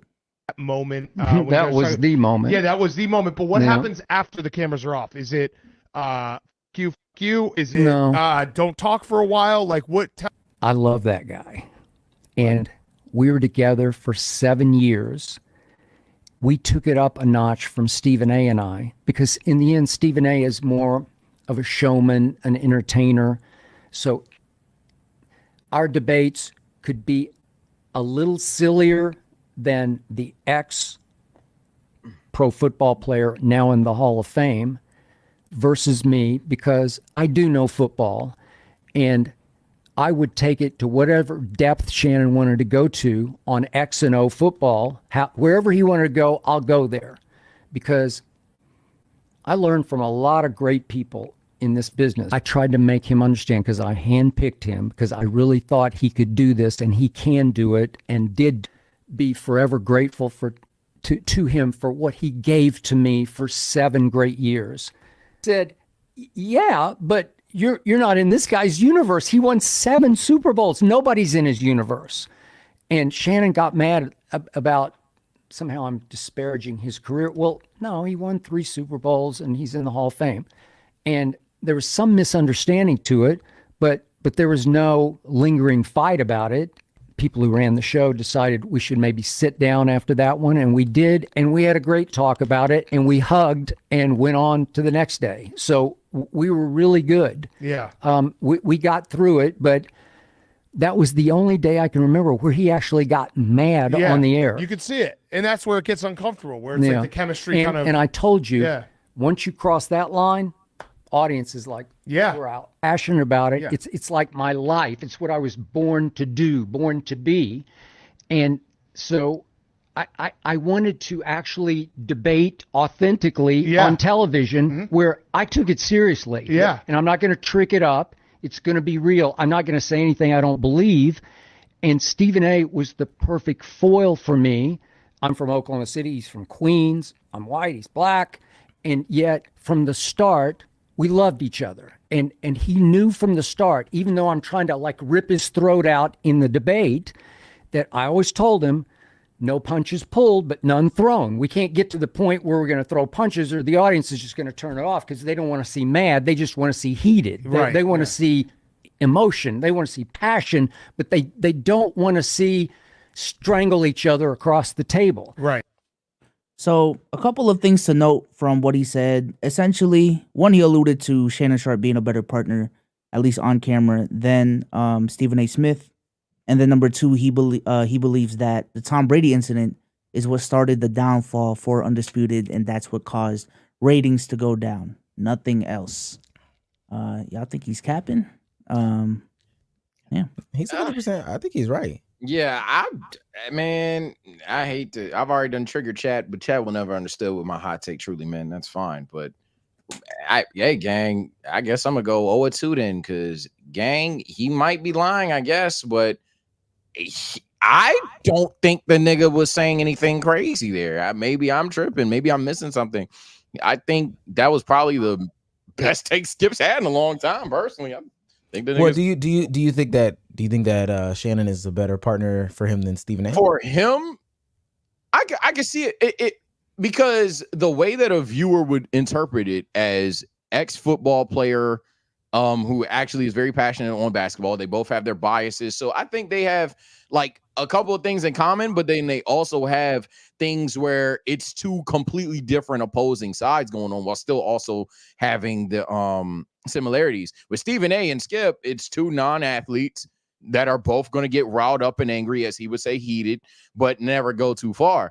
I think, as he said, the issue with him and Shannon, even more credible, but then they went too far. So, yeah, maybe I'm missing something, but I don't think he said nothing too crazy. Did he freeze for y'all, or was that just me? Yes, he froze. He had froze for a bit. Oh, I froze? Was I talking though? Nah. You froze a bit too far, then came back. Oh shit. Well, yeah. Basically, Skip and Shannon had multiple layers. They had the I can respect your take layer, as well as the okay, we can get heated but not throw punches thing. Skip and Stephen A. essentially they only had the first dimension. They could only just have heated passion arguments toward each other. Also needed. I think unfortunately Skip and Shannon just went too far and threw punches. I don't think Skip said anything that was wrong. I do disagree. I don't want to say disagree. He's saying that the fall off started because of the fallout with him and Shannon, which a lot of people were turned off from that. I don't think that would have prevented them from falling off eventually. I feel like he would believe that, like, if that didn't happen, there would have been no fall off. I don't believe that, but he obviously didn't say that. I'm just alluding to shit. I'm 100% with him. He didn't say anything crazy, in my opinion.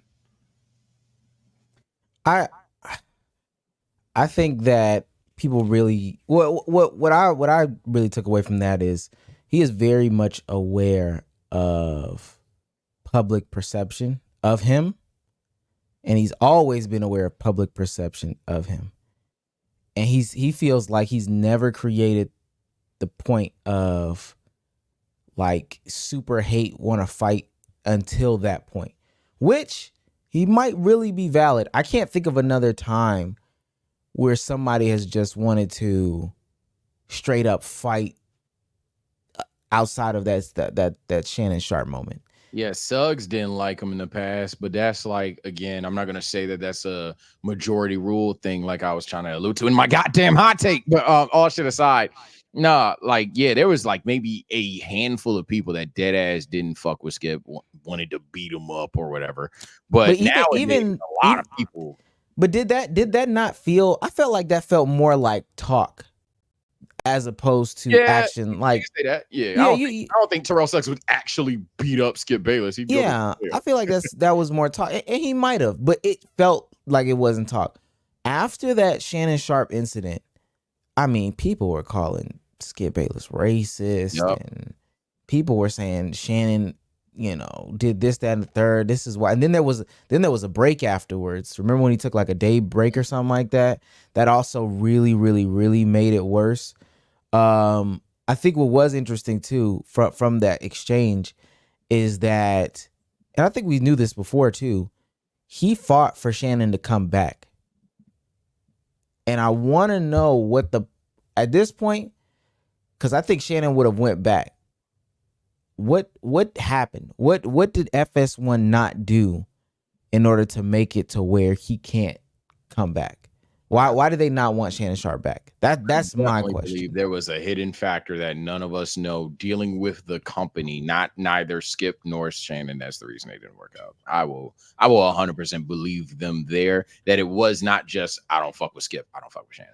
No, because we psychoanalyzed the hell out of it, thinking it was one of them, but in reality, based off of their words, it wasn't them. It was FS1. And by saying, unless they're both lying, which, hey, good lie. But I genuinely think sometimes, bruh, they telling the truth. It was a third factor. And of course, it's a $1 billion corporation. Maybe that'll help people get along with the take. But yeah, it's very likely that, yeah, they were on a rocky start or whatever. Maybe they fucking squashed it entirely. And I think that's a little delusional. But I definitely think that the company was a third person major factor there. It's a big mistake. It's a big mistake. Huge mistake. Yeah, I just think we overread that whole situation, because like Omar said, we was psychoanalyzing it like crazy. Some things can be just as simple as, bro, they were not paying Shannon enough. Like Shannon had a price, they didn't meet him. Hey, it's over. Like I'm moving on. Now, do I feel like Shannon didn't address the fact that it wasn't Skip? Maybe on purpose, just to keep, you know what I'm saying, the motion go. Maybe, but yeah, I don't. From everything that I'm looking at, it does seem like it was much simpler than what everyone thought. Now, in terms of Skip's future, though, did this give y'all any indication of what Skip is about to do in the future? In terms of, because he said he's not retiring yet.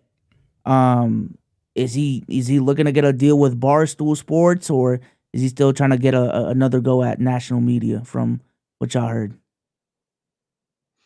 He's gonna keep uploading to his YouTube channel, and if somebody wants to give him a shot on the volume or whatever sports entity that's on the internet, that's where it's gonna be. Unless it goes to radio. Other than that, yeah, I don't think he's gonna be on TV unless it's local Dallas cable. I feel bad. I never thought I would say this. I do feel bad for Skip Bayless now. I said that a while ago that it was a little sad. Y'all niggas was heartless. I was like, it's a little sad, man. We can't act like Skip and Shannon YouTube videos being gone ain't crazy. Yeah, I feel bad. Why? It's seeming like he got the raw end of the deal in both regards. The ESPN situation with Shannon Sharp or Stephen A. Smith, and then now even in this FS1 situation, he wanted Shannon back.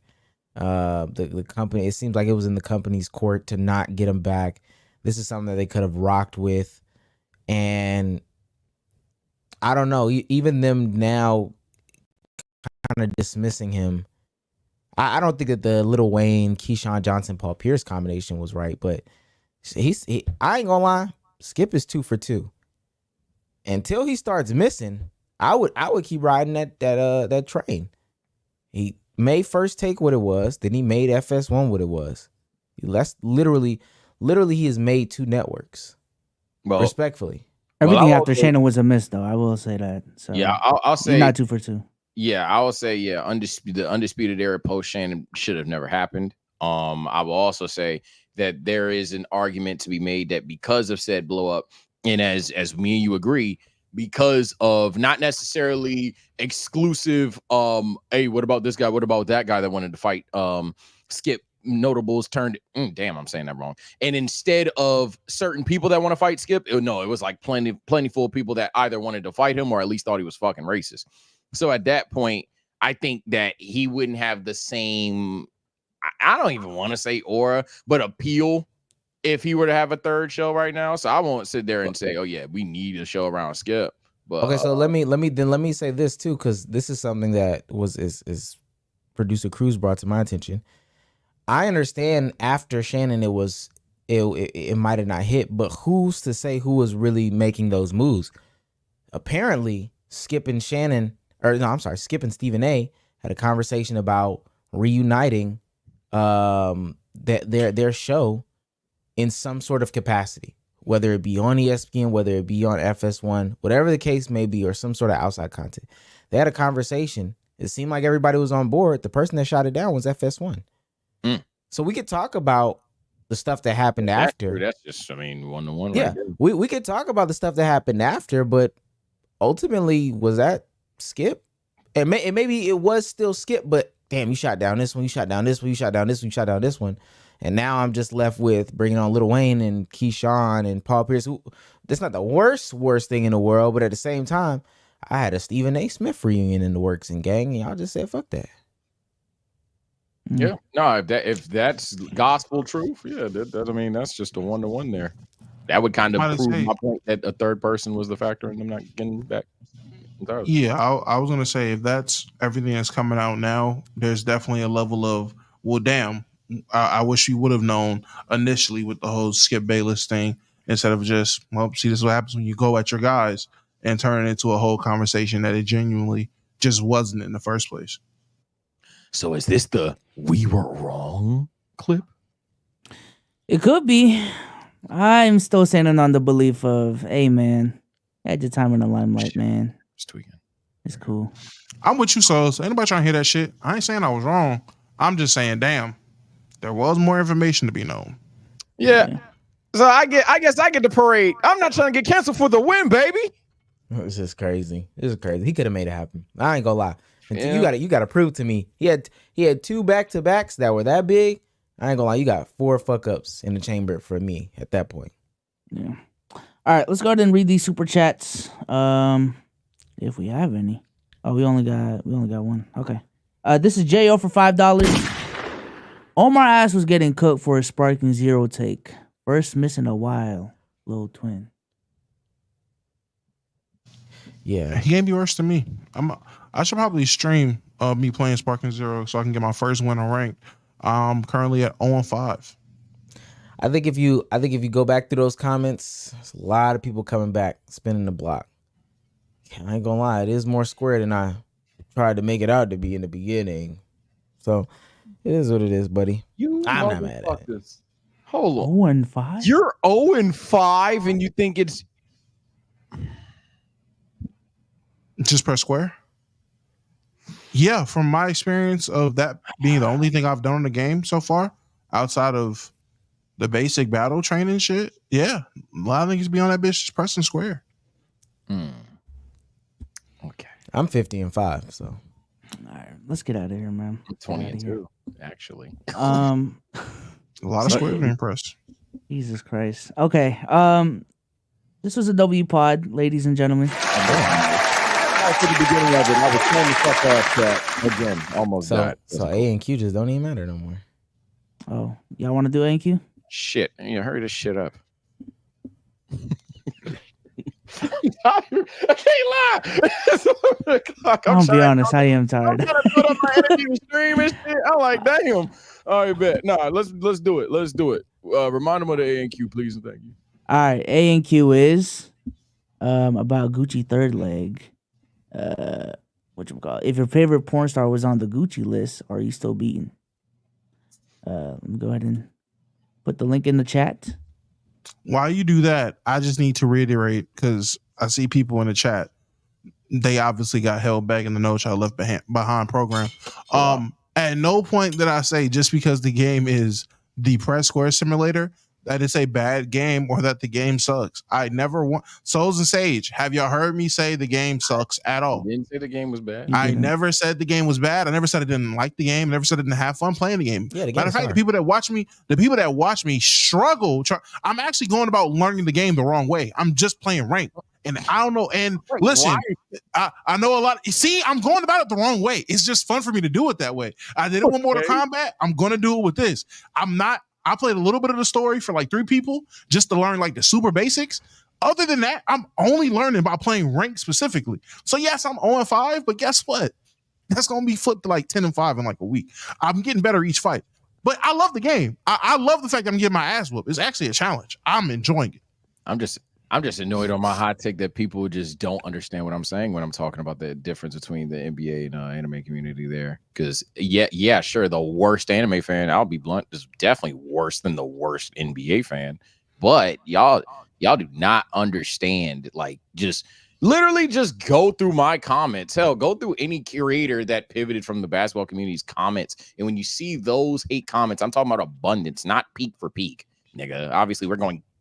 I hope this isn't a video to monetize, but obviously y'all going death threat for death threat and case by case. Yeah, these niggas have told fucking animators to die and shit like that. Yeah, it can get absurdly toxic there, but I'm in the more general sphere of, hey, rile up 10 people in Target. Hey, do you watch anime? Hey, do you like basketball? I guarantee you the people that you found in Target that watch anime aren't these go die, fuck yourself kind of people. Versus the NBA niggas, you genuinely are going to find some people that ain't going to tell you to die, but they're going to think of you as an inferior being for even liking a certain player. All right, let's bring up Rodney TV. Yo. Oh, what's up? Not gonna lie. Oh, this ain't herpes only transmittable when you got like a flare up? It's not. Are you beating your meat? Jesus Christ! Are you beating your meat? Not. Oh my God. Oh, Kara Perez got me every day of the week. Come on now. By the way, what are you talking about? So if she ended up on that list, you would still go for it. If she with the same dude, they just herping off together. So, I mean. Oh, is the conversation about beating off? I mean, the discography is still the discography. What happened 5 years ago on that tape is still what happened 5 years ago. Unless I'm seeing like the warts and shit, like. Yeah. This is a Q&A question. I mean, like, what do you want me to say? Like, yeah, well, she not touching me. I'm not getting it. Okay, yes, that's fine. Some people just the idea, the thought process. The idea, I mean, but like the idea, they're just still getting dicked down by niggas. So like, that's like, I'm just saying. Like, you talking about the idea? It's still the idea. Okay, thank you, appreciate it. Yeah, you agree? Like, hey, brother, that's your stance. That's your stance. Oh, okay. Like, all right. Word, yeah. You try to act like you were here, like, oh yeah, I totally wouldn't. It's just a thing. Like, what are we talking about? Sexy Red raps about STDs. Like, what are we talking about? What's the Sexy Red STD rap, please? Hellcat STDs head ass. You misheard it. Shit, might be. I don't know. I can't think off the top of my head. I'm not well versed with her full discography. But like, yeah, y'all hate that woman. That's okay. But you have no. I'm a Sexy Red stan. That's my dog. Nigga threw under the bus. That's my dog. That's my dog. That's crazy. I feel she'd cool, bro. I feel like she'd be cool. Like, she probably the girl that you be like Jim. She shoot a basketball, but she bad. But like, she shoot one with you. You know. Shoot a basketball, yo. Like in gym class. Yo, like, stop, brother. I'm getting a light high right now. You give her the ball, she gonna shoot it. Like, okay, okay. Yeah, I what? I don't know what happened anymore. You give her the ball. She gonna shoot it. Yo, I will hope so. What the fuck would she do with it?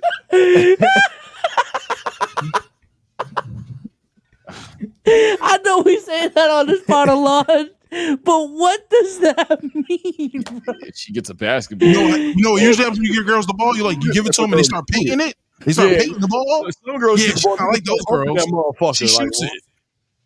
But her, you won't believe this, nigga. She did a crossover. All right. She might shoot it. All right, let's bring up MTEL, man. What's good? What's good, man? Oh man. What's the prompt today? Who's The the one prompt- that you gooned to? And if you found out that they were on the Gucci third leg herp list, are you still beating your meat to their content? I ain't gonna lie, that has nothing to do with me. You don't goon? No, I ain't gonna say I don't, but like, nah, that So has who nothing you to do going with me. to? Oh, Um, you saying that the herps don't got nothing to do with you? Yeah, that doesn't have nothing to do with me. Hey, Okay, who's the one? Who's your go-to? from the list that I've heard. No, yeah. no, just in general. Like, who's your Oh, go-to? just anybody. I just say anybody. You beat it to anybody. He said just anybody. I'm like, damn. It don't matter who. All right. Nah, I guess. Dang. Hey, man, it don't matter who. Whoa. I ain't gonna lie. I'm gonna just say Tiana. Oh yeah, she's on the Just list. say- Hey, on the Yeah, list, bro. she's actually on the list. Sorry, on the list. and it don't matter to you. You still got the lotion in the hand, and you going to town. Hey, man, just gotta go back to the old content. Pre-herp is crazy. Free time skip type shit. Herp content is insane. Hey, Okay. man. Hey, nah, y'all go ahead, bro. All right, man. We Appreciate appreciate you. it. All right, last one. Blazing Fire. Yo, all right, so Damo might know game here. I ain't gonna lie.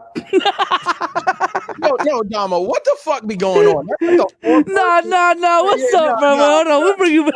Yeah, that's like a fourth person to do some shit like this, bro. On any Bruh. topic like this, I think 4 straight times a nigga's pulled up. Oh yeah, yo, Damo. Yeah, he might know something about that right here. In the super chats, Damo knows ball on this one, but Bro. One. Stop. Obviously, my guy is on his work break. He got to get this in, bro. Like, damn, y'all wasting his time. ain't nobody eating them Krabby Patties. What's your go ahead. Betty. I think he All right, froze, bro. how Oh, about you? okay, we good. I'm all right. Victoria Cakes. I don't care. I'm still beating it. Domo, do you know ball?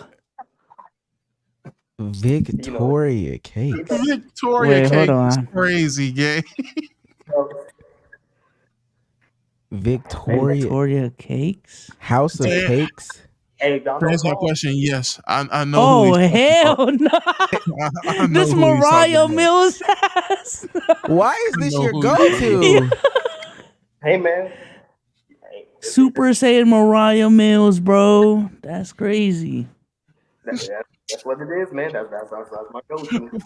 Why did somebody say across the Dwayne-verse? and you saying if she was on the list, then none of that matters. If Victoria Cakes was on the list, Beating it.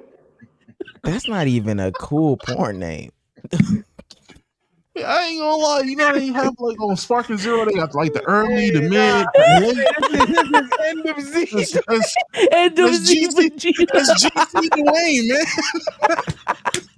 That's GT Dwayne. Also, I ain't, wait, I ain't gonna lie, Victoria Cakes is built like a big dog. She is built like a Yeah, ground. it's crazy. That's a crazy. Hear me out. That's a crazy one to be on the list. That's Victoria Case was the name I was not expecting to hear. She is built like a big dog. and everybody has their preference.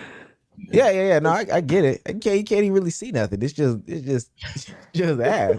Chad, I gotta give you credit when this dude, nigga. That's funny. I'm sorry. I don't even know if she got pussy for real. It's just ass. You know they say more push for the cushion. What? Yo, stop. Get him off the stage. Please get him off the stage. Oh my god. Yeah, y'all had a home. That may be the funniest chat has been in a long. That was funny. That nigga said,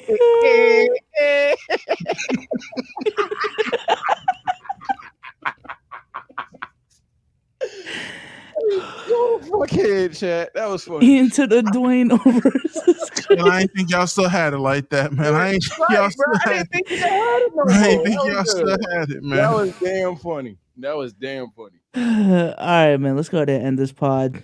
Don, say goodbye to the people. All right, Chaz, me and my favorite midnight snack, and we will be back very soon, man. Missed y'all.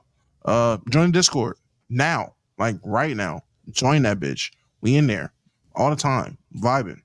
Don't even pick a faction. Just join the Discord. All right, 2 super chats real quick. Droopy for $5. Omar's connect the dots words. The words are game and beach. Monkey, At the end? y'all. This is crazy. I can still do it. I'm trying to go. That's on you, gang. Time management. That's your time management. Game is something that a lot of y'all don't have. No. Victoria Cakes. Head ass. Y'all have to look who Victoria Cakes is. Game is something that you play, right? Play is also something that you watch. You watch a play by attending it, right? Something that you need to attend is a garden. A garden. And in order to make a garden, you need a good foundation with the soil and a fertilizer. What makes a good fertilizer? Sand that can be found at a beach. Game to beach. Is sand a good fertilizer? Sand is a good fertilizer. Sand is a good fertilizer. Is it? Rodney for $2. Amari Splash, one of the ones for You know. Why is that his go-to? I just googled it. All right, Omar, say goodbye to the people. Shit, Man. that shit was great. I'm gonna take some of y'all's recommendations. Some of y'all might put them down in the chat. And I'm gonna see what I can do with it. I'm gonna let you know already. Victoria Cakes makes me go inverted. I'm gonna watch. That's too much. That's too much. It's just too much. AI generated. By the time y'all hear this, the Gucci third leg video will either be out or in production because he's on Aiden stream right now. I have a lot of thoughts about that I need to sit down and record. Until next time, though. All right, Sage, say goodbye to the people. All right, people. All right, Chatatrons. I actually missed the Keep It a Buck chat. I was thinking about the Buckers the other day, man. It's good to be back. What I will say is now that y'all understand my hot take, now I want to talk about it. So follow me on Twitter _TSOSage because I don't care if we disagree. I just thought I was just misunderstood. But some of you niggas double down, and that's fine. I'm going to ask who's the most toxic community because now I'm intrigued. Because for me, it's between basketball and music. The music niggas get bad, but I understand the anime community definitely has some peaks. Oh my god! So yeah, definitely follow me on Twitter. There, I'm gonna put a poll up, or not even gonna put a poll. I'm gonna just tweet it, reply. Let's see what happens. Gas that shit up. Keep it a buggers. We get a conversation going there. And then in terms of the stream tonight, if I stream tonight, I'm gonna eat. If I don't get the itis, we on the bullshit. We got to get back to One Piece. I know some of you hate that, but we also gonna be on Sparking Zeros, and I know y'all love that. Take care. Stay blessed. See you soon. Give me a number real quick before we go. What percentage of the chat do you think is paying for OnlyFans? I think it's 55%. 2%. 38. 38%. 40%. Paying for OnlyFans? Yes, Yeah. paying for OnlyFans. We're talking about people who are online. Yeah, 40%. Yeah, I think like 2%. 2%. Wow, 2%. Oh wow, 2% is crazy, but okay, 2% is low. These are the same motherfuckers. It's more. Y'all on Twitch and there's ads? Hell nah. Nah, Okay, not these guys. If they watching Victoria Cakes, All right. We're gonna catch you on Thursday, y'all. All right. dang, Your community is positive. That's not possible for NBA. That's my point. Bye.